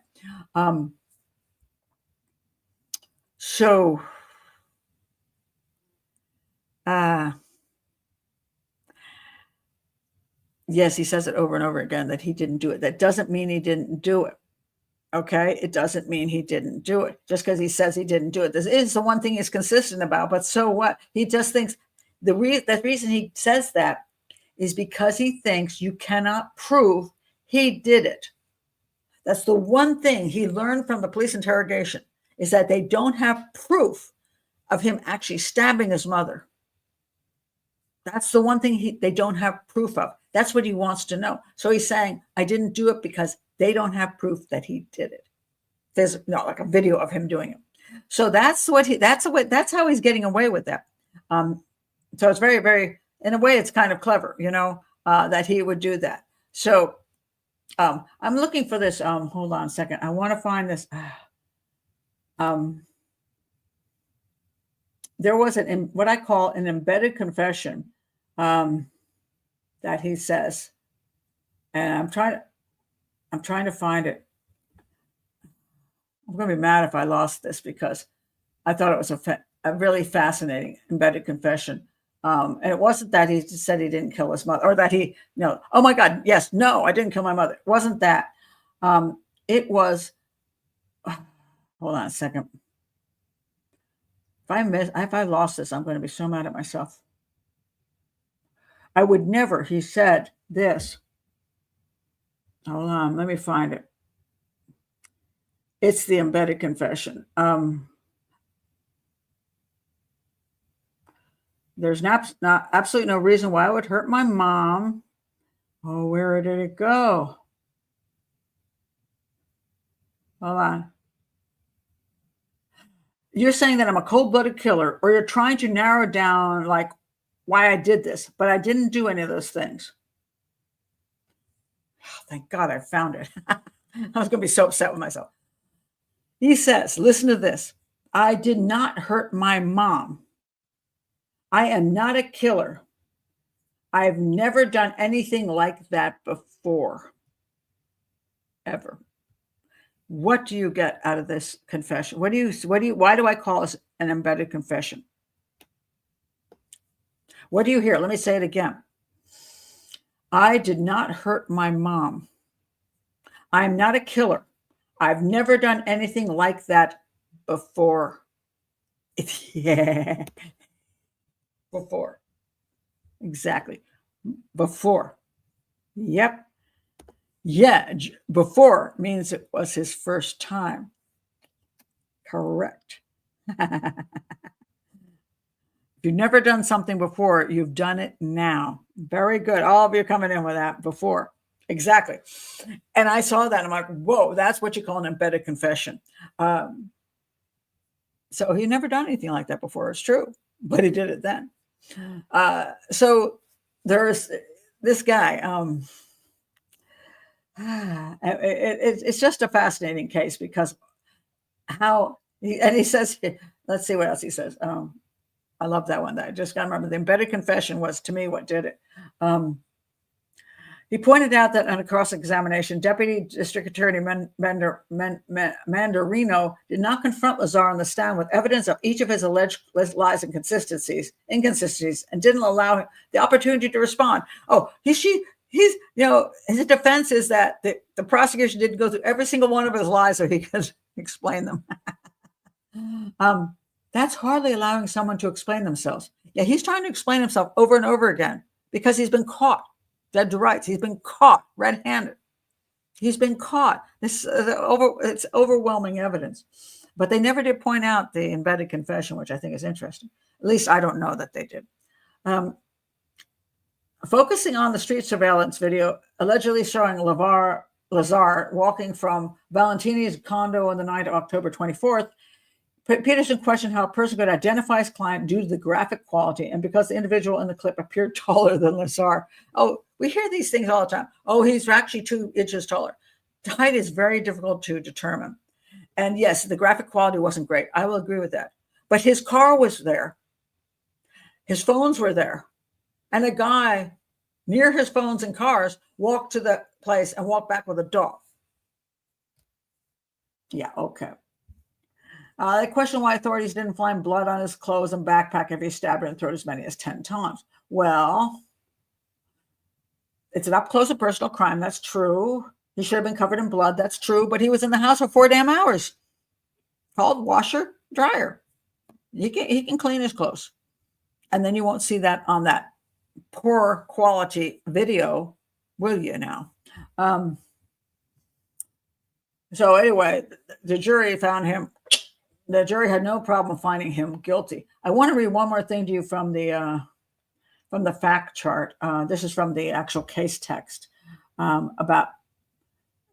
I'll link this because it has all the simple details about his phones and everything else. But I wanted to point out the issue about his history. Remember, he was going to school, studying history, getting his degree. He was working, all that kind of stuff. Lazar told Neil that he had recently completed a master's degree in history and that he was employed by Walt Disney's Publishing. He said he was a stock trader and had accounts with 2 brokerage houses. He said he had 100,000 or more in his brokerage accounts and 7,000 to 8,000 in his bank account. He said he had an annuity that would pay $236,000 in 4 years when he turned 30. He said he wanted to sell it now because he wanted to make a down payment on a house for himself and his girlfriend. He continued to deny he traveled to California and killed his mother, and he had no issue with thing. Okay, so now we go down. Now this is from the defense, which is pretty funny. Lazar admitted that he lied to investigator Neil. He had not completed his master's degree. So the defense actually admitted that he lied about that. That was from that's supposed to help the defense. I'm not sure why that is. He had not completed his master's degree. His master's thesis on the history of a Disney character was rejected by the university because it was too long. Well, he does. When you look at him he's a chatty character. He likes to talk. And I'm pretty sure he did that with his thesis in trying to overconvince people that this was brilliant, and they didn't buy it. Nor was he employed by Walt Disney Publishing. He submitted his thesis to Disney in the hope of gaining employment, but Disney did not offer him a job. He said he lied about not going to California because he purchased marijuana in Los Angeles and believed it was a crime to transport. Okay. And then he says, here's where the promise ring is. Lazar said he went to California to see his mother to discuss proposing marriage to his girlfriend and to obtain an engagement or promise ring his mother had. He also needed to take a break. He said he was under a lot of stress regarding losses when it came to his finances. Wait, take a break. Didn't he say that he didn't want to see his mother because she would make him stay for a week? But now he says he wants to take a break. That's why he drove out there. Okay. Let's see. He said Lazar arrived on October 24th, 2018. He drove by his mother's residence at 3:33 p.m. He said he did not get out of his car, never entered her residence, and did not see her face to face. He didn't bother to knock on the damn door. Her vehicle's there, mind you, but he's not going to knock on the door. He denied the person seen in the video walking toward his mother's condominium was him. He described a number of ways in which he claimed the person in the video was different. When asked why he went back to Indiana without seeing his mother, Lazar explained, as he got closer to California on his drive, he had serious conversations with his mother on the phone about marriage and financial responsibility. She was the only person who knew that he had lost or squandered $40,000 to $50,000 of his inheritance. By the time he arrived in California, he told his mother on the phone that he did not think he was ready to propose marriage to his girlfriend. He said he failed multiple times. He failed to get his master's degree. He failed to get the publishing job. He squandered $40,000 to $50,000 of his inheritance. He did not think he could let his girlfriend know about his failures. So at this point, there were a whole bunch of phone calls to his back and forth between his mother and him. She was probably pissed at him at this point. She was like, what the hell? You got all this money. What the hell are you doing? And she probably caught him in his lies, which is the only reason he's going to confess to the truth. And now he's coming up with a good reason why he doesn't want to let his girlfriend know about his failures. So now he's telling his mother he's got a reason he's lying to his girlfriend. He testified he had no reason to kill his mother. They got along very well, and she never judged or scolded him. I'm pretty sure all those phone calls on the way to California were a lot of scolding. He said he was not in need of money. He had arranged with the IRS to pay his $12,000 back taxes at $200 a month. That was within his means. He was expecting to receive about $190,000 from the sale of his annuity after court approval. He said he wanted his mother to sell her Woodland Hills condominium so she could use the proceeds to retire. What a good son. He was urging her to retire. Lazar said he conducted the Google searches about probate and murder at the request of his mother. Oh, these are the ones earlier on there was looking into murdering mom. Now it's at her request because she was concerned her ex-husband would murder her. I didn't even know there was an ex-husband. Wasn't it an ex-boyfriend who died? Who's the ex-husband? I don't even know. I really have to look into this case more because I wonder what other shenanigans are going on. Lazar said the iPad searches he conducted in Arizona, that's after he got all the way there, killed her, and then he stopped at McDonald's, were the product of an uneasy feeling he had after he left Grover Beach. The connection of his name with the suspect in the searches was due to English being his second language. Because when I type things in Spanish, and let's say I type homicidio, which I think is correct, and I type the person I killed, because I don't understand Spanish, I have to put Pat Brown in as well. This is ludicrous. So anyway, the whole case text is fascinating. I'm going to link all of these. I'm going to link the show. I'm going to link the case text I'm just reading from because it's very, very involved and has lots more information.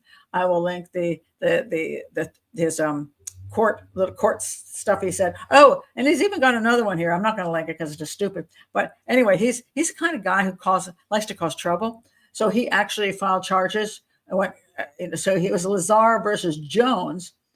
He was pissed off because there was some issue of Legionnaire's disease at the prison he was in.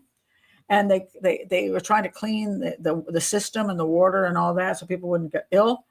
And he claimed there wasn't proper hot water in his cell. And so he goes on about this hot water issue. And I'm kind of laughing about it because he never says you can't take a hot shower. It's just you can't get hot water in his cell, like to make, I guess, coffee or have a hot water on the face. But you can get hot water elsewhere. Like there's a place you could go and get the hot water. But he's all bent out of shape about this. And one thing I was looking up with, just in case there's a real issue that if you don't have hot water, you will die. He's in California. And this whole thing started in May. So I'm pretty sure that the hot water may not have been there, but I'm pretty sure the water was warm enough. It wasn't like freezing cold as you were in like Alaska in January. So, but there's a whole thing. The court dismissed it and said, basically, you're a moron. And they dismissed this whole thing. And he had to pay, I guess, $350 or something, which I don't know where he had to have there was a filing fee he had to pay for $350. But you look at how much money the citizens lose on these cases where the trials, the investigation, and these appeals and these ridiculous, frivolous lawsuit crap. And we lose a lot of money over a little psychopath like this. But fascinating. And definitely watch that whole video. It's worth watching. It's just so amusing. But again, remember this whole thing. The reason he's doing what he's doing is he wants to find out what the police know. And then he thinks he can somehow convince them by that he didn't do it. And in this particular case, I don't think they ever asked him anything that really, was clever. Like, I'm going to trick him into answering this question. But that is very important if you are an investigator. You got to know what answer you want and make sure that they don't understand that's the answer you want. You have to present it in such a way that they give you the answer you want because they're not thinking that's what you were even aiming for. That's very important. Same thing is true in a court of law, but especially if you're an investigator. Hold on, I have to sneeze. Well,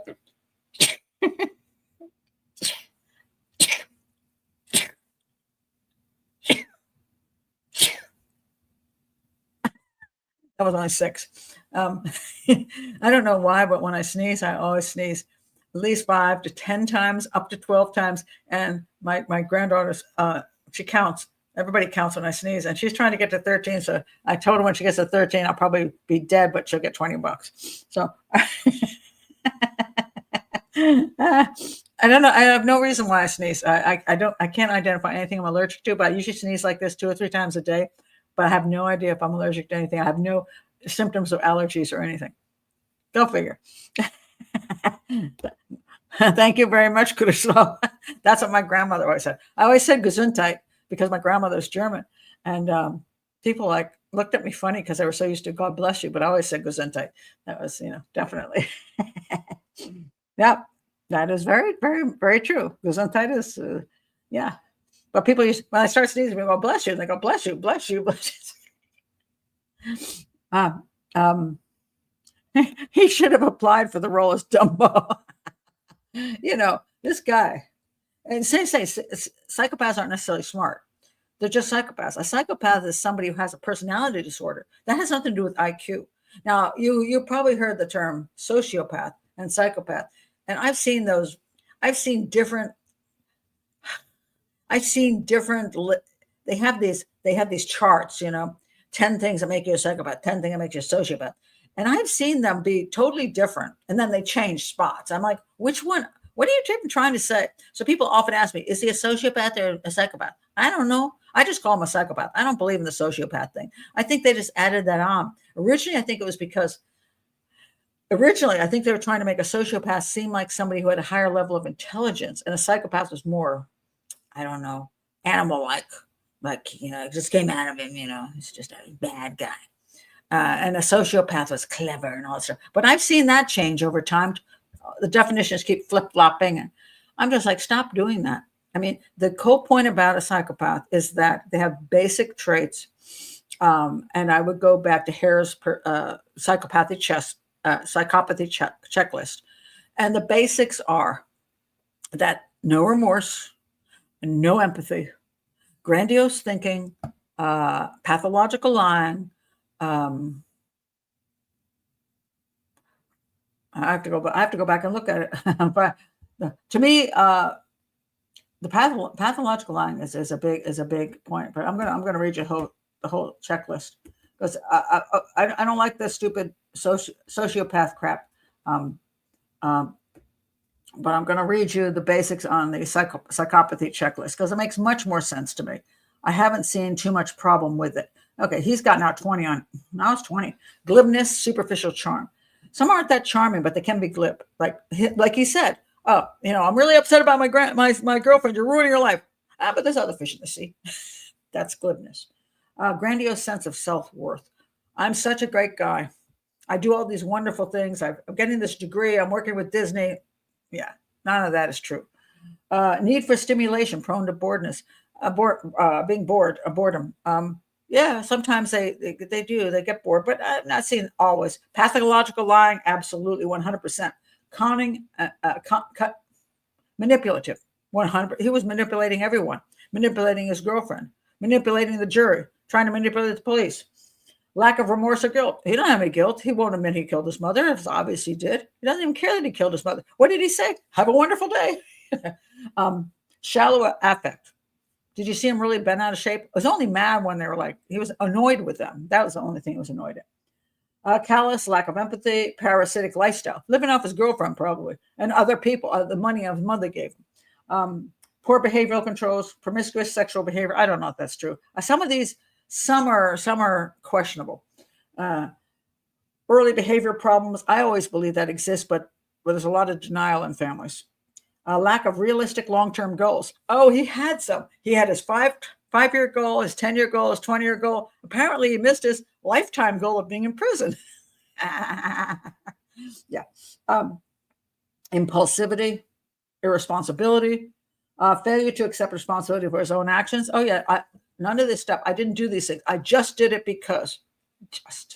And then they go on to short-term marital relationships. I don't buy that one. I think this was written many years ago, and I don't go with that one. I've seen psychopaths, especially serial killers, get married and stay married for 40 years and kill the whole time they're married. Juvenile delinquency, not necessarily. I don't buy in that one. Criminal versatility, not necessarily. There are some things in there which what I consider a more active criminal kind of psychopath, one that is involved in constant criminality. That's a whole different thing, because they lack the ability to keep a job, keep a girlfriend, keep a wife. They run through everything. So they're more likely to be that kind. But then there's the other kind that have higher intelligence, who are able to keep a job, keep a wife, and do a better job of being manipulating at higher levels. Now, some of these people who are kind of smarter, maybe have more education growing up. There's some psychopaths who've had very, very nice lives growing up. Take an example of good old Luigi Mangione recently. He grew up near me in Maryland, and with a silver spoon. I mean, he went to the top private schools. He had everything he could ever want. For whatever reasons, it was never enough. If you went through this list, you'd find a whole lot of this crap in this list, but you wouldn't find juvenile delinquency. You wouldn't find short-term marital relations. Well, he's pretty young, and he's already allegedly shot down the CEO of Brian Thompson in New York City. But he's more of a mass murderer type, except he's only killed one. But he had issues. But he had a lot of if you go the part, like if you look at the first like 10 of this list, glibness, grandiose sense of self-worth. Luigi Mangione wanted to be a hero. A need for stimulation. Well, obviously he was bored with his whole damn life. He tried this and tried that, and he was not satisfied. He pathologically lied. I think he lied a lot about his health conditions, and no one's come up with proof yet that he had the health conditions he claims. He doesn't care that he killed the guy.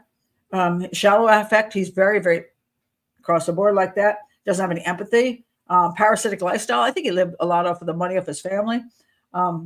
So you see, those basic things are true. The other 10 things I think are more related to your education, your birth family, where you're growing up, your environment. I think that changes the bottom part changes depending. The top part is the same. The bottom part changes depending on where you live. So if you've got this, but you live in certain areas of Mexico, which are controlled by the cartels, you might become, you might get involved with the cartels. You might be involved in, all kinds of criminal activities of them. You might become an assassin. Who knows what you might become because you're here. If you're here and then you are in a country that has an issue with terrorism, you might join terroristic forces because this appeals to you being up here. But if you're in America and they don't have a lot of cartels or of any kind of terrorist activities of any great sort, you might decide, I'll become a serial killer, a mass murderer, or something. You'll go there. Who knows? But the top ones stay the same. The bottom ones are really questionable, but it still means you're a psychopath, in my opinion. I don't care if you want to call it a sociopath or a psychopath. I think it's basically the same damn thing. And people get so caught up in definitions and little teeny words and stuff like that. I'm like, no, don't waste your time. If you're a detective and you're trying to solve a crime, you don't need to waste your time with that nonsense. That's all very academic, and I know people in academia love to discuss all these things. Well, fine. You can discuss that. I don't object to it. I just don't. I think a lot of times it's nonsense and doesn't have anything to do with trying to solve crimes. So, anyway, Lisa. Each of the 20 items in the PCLR are scored on a 3-point scale with a rating of 0 if it doesn't apply at all, if there's a partial match, a mixed information, and 2 if there's a reasonably what? It's done with a face-to-face interview, take up to 3 hours, and is, in my opinion, a whole crock of shit. So I hate the DSMV in every one of its forms. I hate it. I think it's nonsense. I think it's overdone. Sorry, I don't know if you're in psychology or not, but I think these kind of things, I think psychologists and psychiatrists miss psychopathy over and over and over again. They downplay it. They downplay it to other things. Bipolar, they downplay it to, I don't know, whatever. They downplay it because they don't want to accept psychopathy as an existing thing. And these little charts and crap like that. When you meet a psychopath, you know it's a psychopath. I don't need to do the stupid little chart thing. But that's just me. That's all from Google. That's all. Wait a minute. It's all from Google, Wikipedia. Yeah. And again, I'm not fond of the DSM. I despise it. They will go and have hundreds, like 100 things that they will then remove, and they'll put a different 100 things in. It's a very ongoing creative process. And I think most of it's just exaggerated because you're in a business which wants to take life and the reality of human beings in life, and then do little experiments and check marks and little forms and all kinds of stuff. I think it's just a lot of it's nonsense. But it gets funding. It gets funding, and yeah, I'm going to get a lot of hate off of the psychiatrists and psychologists. I think a good psychologist or psychiatrist understands a thing called reality, and they focus on reality, and they help a person understand reality. And if that person can understand reality and see how it affects them and others, then they can move forward by making good choices. If they're a psychopath, they don't give a damn about reality, so you can't help them in any way, shape, or form. And that's that. And I think if you have somebody coming to you for years and years and years and years, you're just making a lot of money off of them, because you can't solve their problem you can't help them, guide them in the right direction in a couple of weeks time, maybe a couple of months time. You're just milking it, and you can go back and talk about all your childhood issues and but that's not really the issue. The issue is the reality of today.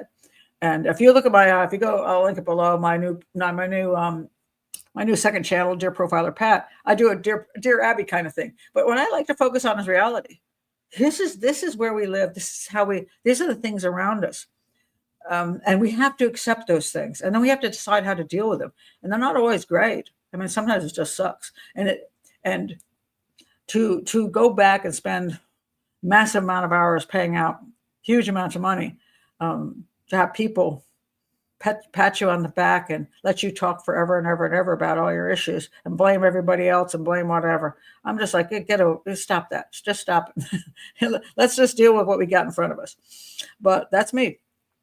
And everybody has a right to go to a psychologist or psychiatrist and get help.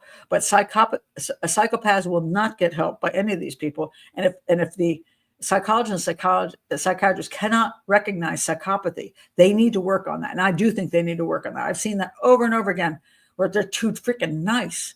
They have more of a heart for people than I do. Like, I was always on Dr. Drew, and Dr. Drew has a real soft heart. And he would say, Pat, what do you think about this? He goes, I know you're going to call him a psychopath. And I'm like, yep. And Dr. Drew and I was always trying to talk me down from that, because he was always trying to give that guy a little bit of, maybe he's not a psychopath. Maybe he just, no, the dude's a psychopath. Every single thing here points to that he's a psychopath. And so if you can come up with something else for him, you're probably in the business of psychology. Oh, Lord. Melissa says, agree with the checklist thing. My last head doctor, don't even know his title, just asks a bunch of questions off of a list. Yeah, and it frustrates me, because the question is, who are you? I don't want to be. You don't need to be on a list. I just should know. If you've got a list, I do. I mean, I'm not against the first 10 items of a Harris psychopathy checklist. I'm not against them, but I don't have to go through the list. I want to talk to you. I want to see who you are. I want to see how you're relating to the world. And if I see that you got issues, then you got issues. Or maybe the person you're with has issues. And I'm like, you keep trying to have, keep trying to explain away the issues with this boyfriend or whatever. But you're hooked up with a psychopath. Run away. Yeah.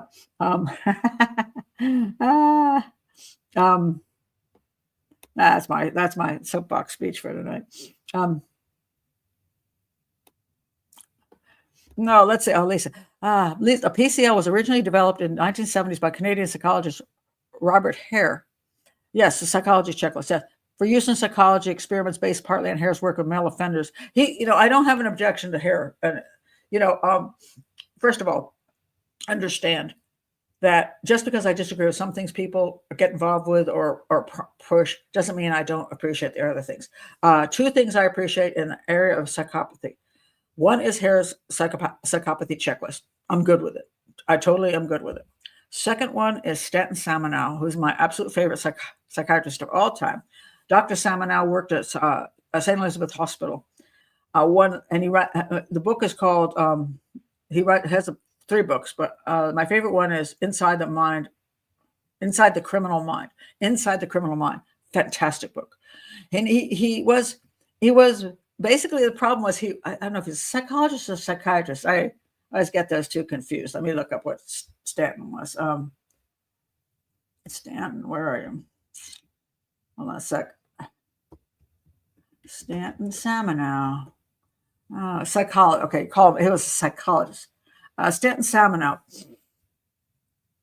has my heart, I tell you. And you know, I don't have a heart for a lot of people, you know, and profiling and this kind of line of work, but I have it for him. He was a clinical research psychologist for the Program for Investigation of Criminal Behavior at St. Elizabeth Hospital in Washington, D.C. He worked with Samuel Yokelson, who was also quite a good psychologist. And they did a thing on the criminal personality. And then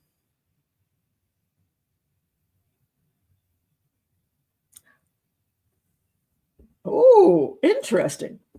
This is fascinating. A reviewer writing in the Journal of Criminal Justice and Behavior argued it was a seminal work rich in new concept of criminal treatment, offering a blueprint to begin the serious work of criminal rehabilitation. Others were disparaging.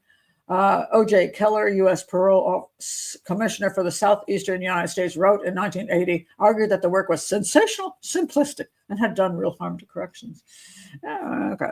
And let me tell you this. No matter who you are, no matter how good you are, you will get a review on your book or your work that just makes you like the worst piece of crap that ever existed. I have a lot of those.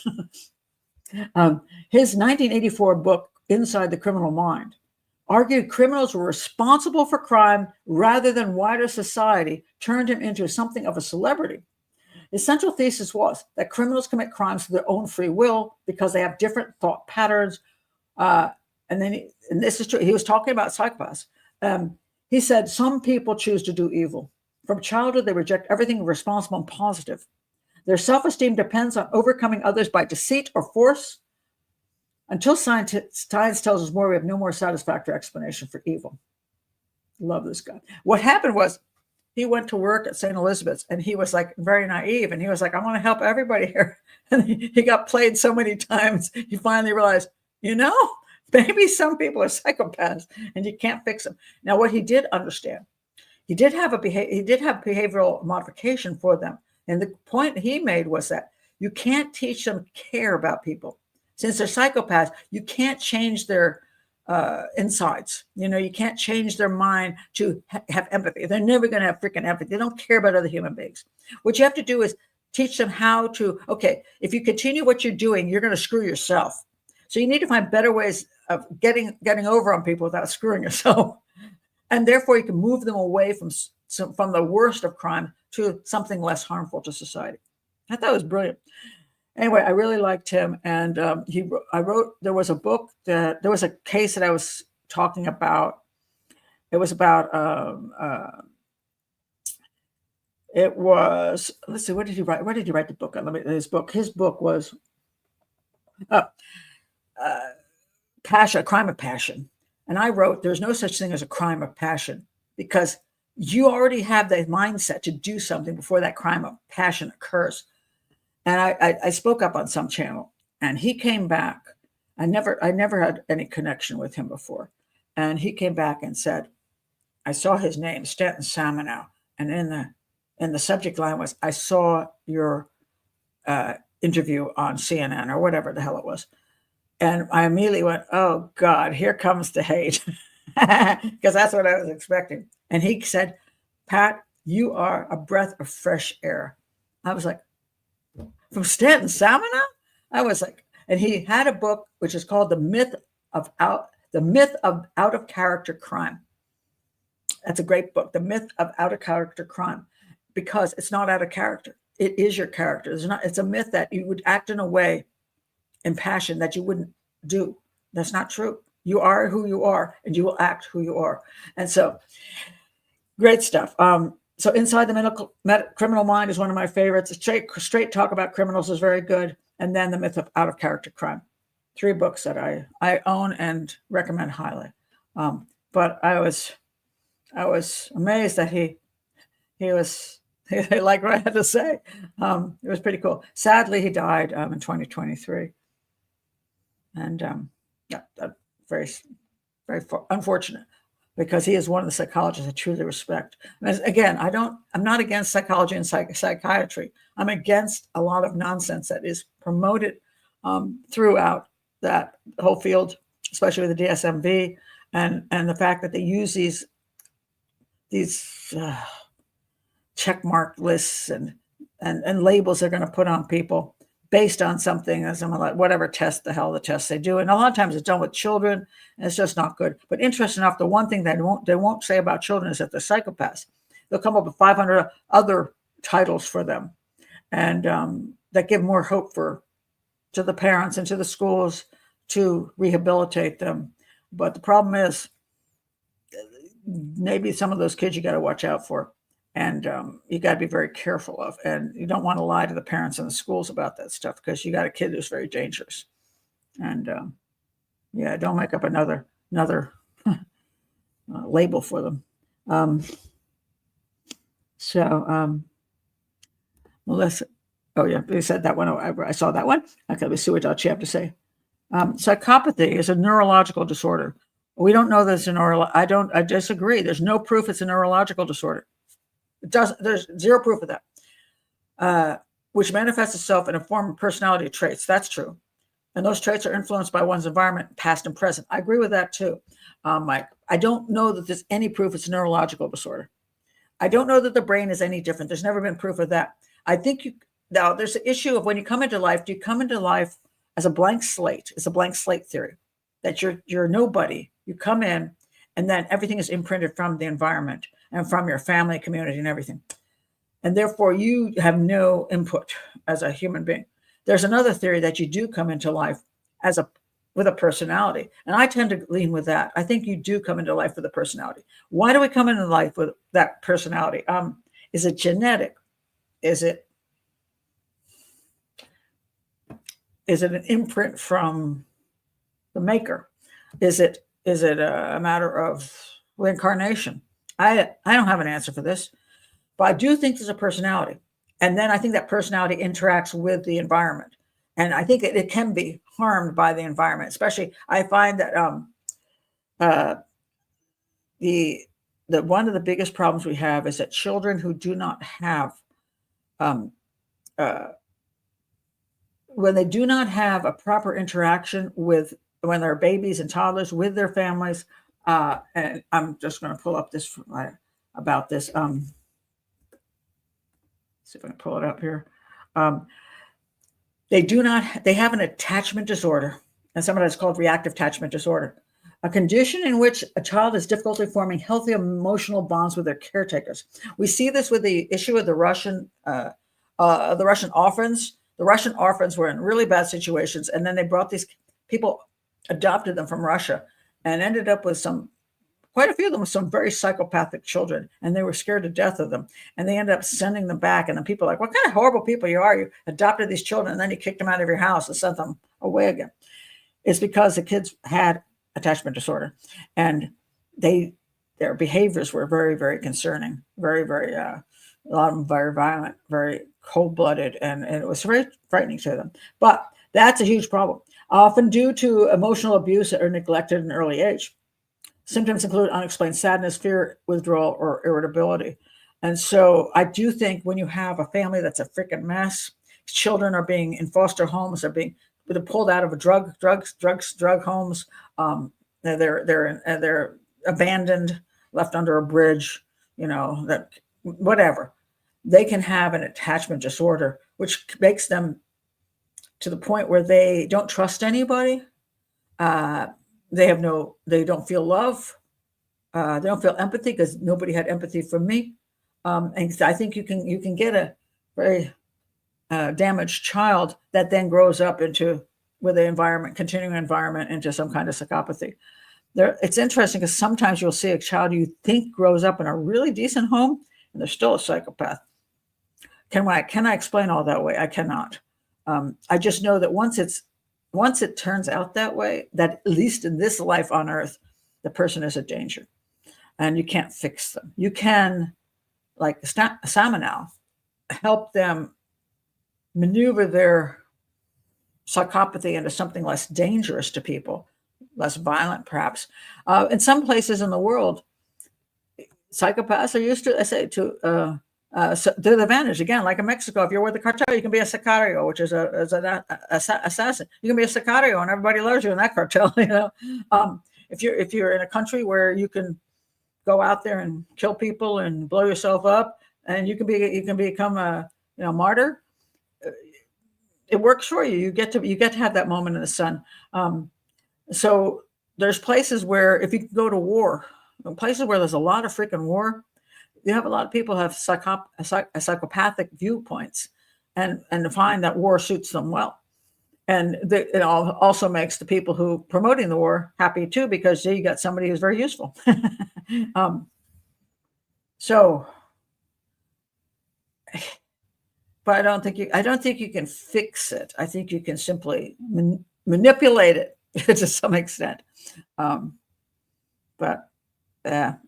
we want to prevent it from happening. The way you prevent it from happening is if a child comes into the world, no matter what their personality is, they come into a world which welcomes them and treats them well.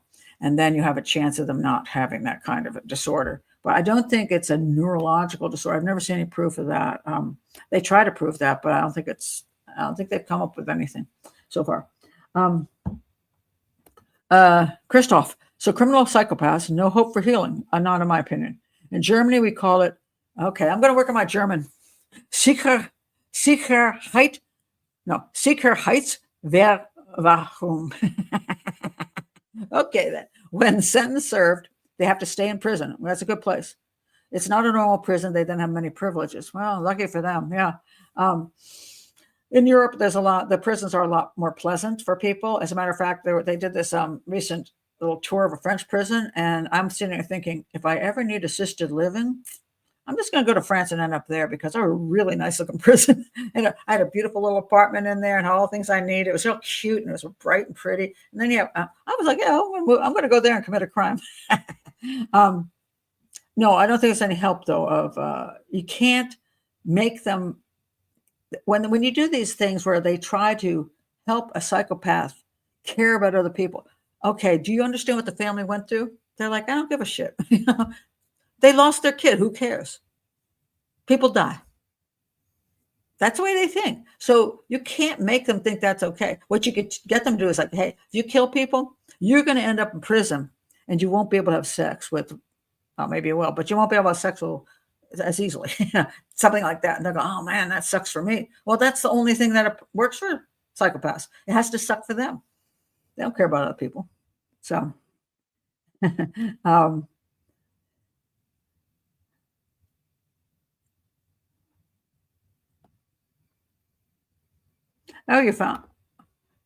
did you find some of those books? The Myth of Out of Character Crime. It's a very good book, and it's very unusual because most people believe in crimes of passion. And whenever you see something go on like that, you'll see it all over TV as a crime of passion. And most psychiatrists, profilers, psychologists will all say it's a crime of passion. And when I came up and said it wasn't, I was like, oh, I'm in trouble now. And then Samanow came through, and he made my day. I'm like, yeah, if I get a thumbs up in Stanton Samanow, I'm in hog heaven. You know what I mean? I'm like, I don't care what anybody else says. The fact that a person I do respect as a psychologist is, a person I respect as a psychologist, a person I respect as a statement analyst, like Peter Hyatt's my number one statement analysis guy, and has been for years. And when he backed a lot of the things I believed when I did my statement analysis, and I do very short ones, like what I call red flag statement analysis, where I just look for the major things. Like in this particular case, I said there was an embedded confession, saw it there, and there's other things he said.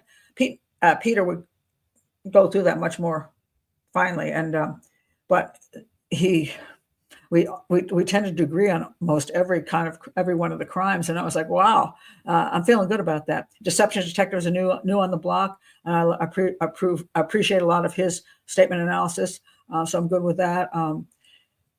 And so if there's a profiler out there, a detective out there, a psychologist out there, and I like what they do, I will let you know. So I'm thrilled when I see somebody I think is really good in the field. And Stanton Samanow, I'm sorry he's not with us any longer, but he was one of the rare great ones, I thought. So, yeah.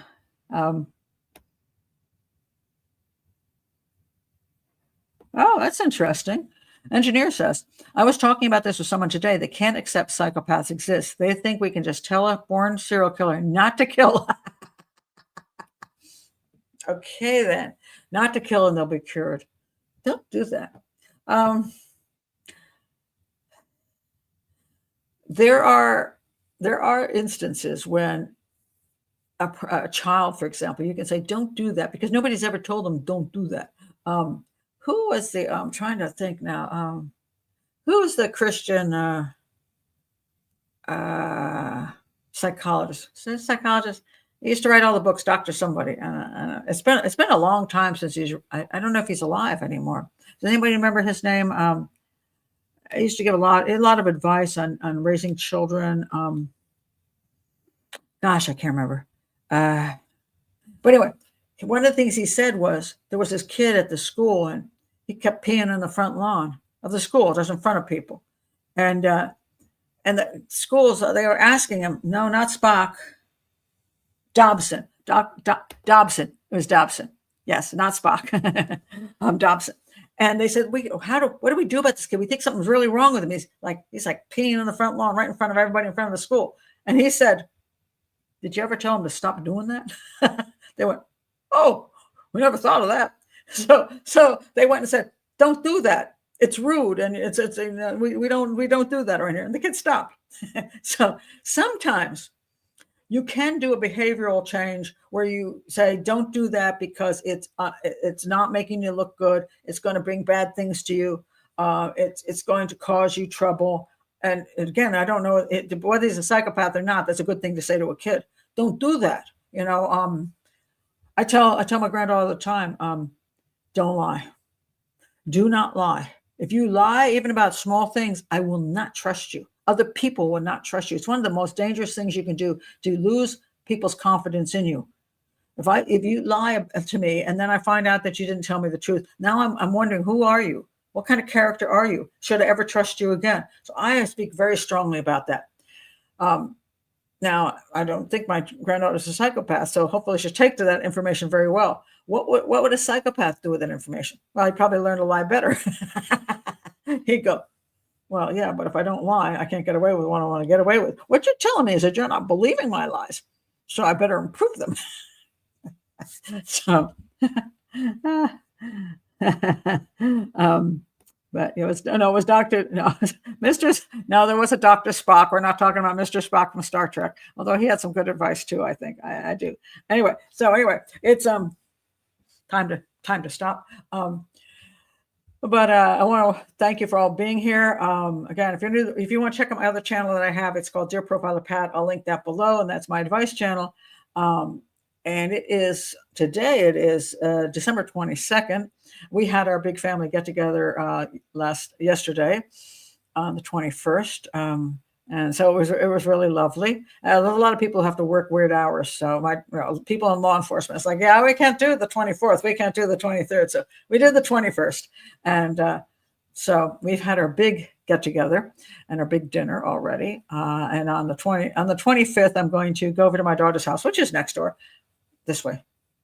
So it's funny because, yeah, my wall is this way, but it's opposite on the camera, but it's over there for me. Anyway, and she lives right there. And so we're going to have a Christmas day of just sitting around watching stupid movies and keeping my granddaughter amused. And and her husband's going to be doing he's going to be working Christmas Day because he's in security, so government security, so he's going to be making extra money. My daughter has the day off of police work, so she'll stay home and we'll just hang out and do useless. Maybe she'll pick out some really bad Hallmark movies. I don't know, but we've already done our big, huge Christmas get together. So, but yes, I still have the stocking, the Christmas stocking, to get ready for my granddaughter, even though she knows somebody doesn't exist anymore. But she's like, but you better hang that thing up. She wants her presents. Weeble says, thanks, Pat. Thanks, Pat's chat. And the controlling force cat. Yep. He hasn't been here yet. Okay. He usually comes in about 5 o'clock. So he should be showing up. That would be Mac the cat. Have a fantastic Christmas and a Merry New Year. Thank you very much. I still think make psychopathy work for you is hilarious. I'm going to keep saying it. Well, if you're going to be a psychopath, don't be this one. This is a stupid psychopath. Be a smart psychopath. Yeah, make it work for you. I like that. Make psychopathy work for you. That's brilliant. That's really good. Thank you, Christoph. Merry Christmas, everybody. Happy holidays and all of that stuff. Have a good time. And I will probably I have a show I'm planning to do a video on Monday. I'll probably still do that, put something out. But I'm going to try to keep it lower key. I didn't want to do, like today, I just didn't want to do a real gruesome, I don't want child murder right before Christmas. It seemed wrong. So I thought maybe not. Anyway, thank you guys for being here. And have a really, this is so screwy. I just want to tell you something right here. I have this list of things. It says comments, banners, and then private chat. And then there's this other one, which is where I have my videos and my overlays. And they changed the name of it like yesterday. And I'm looking over there. I'm going, what the hell happened to it? It's gone. I don't know where to click. It's now called Media Assets. Who comes up with this stupid Media Assets? But apparently I need to click on Media Assets now. It was so much easier before. Now I can't even remember what the word was, but it was easier before. It made sense. And now it's like Media Assets. For God's sakes. But anyway. So go watch that. If you have time, go watch that entire video and say everything will be linked below. And thank you for being here. Bye.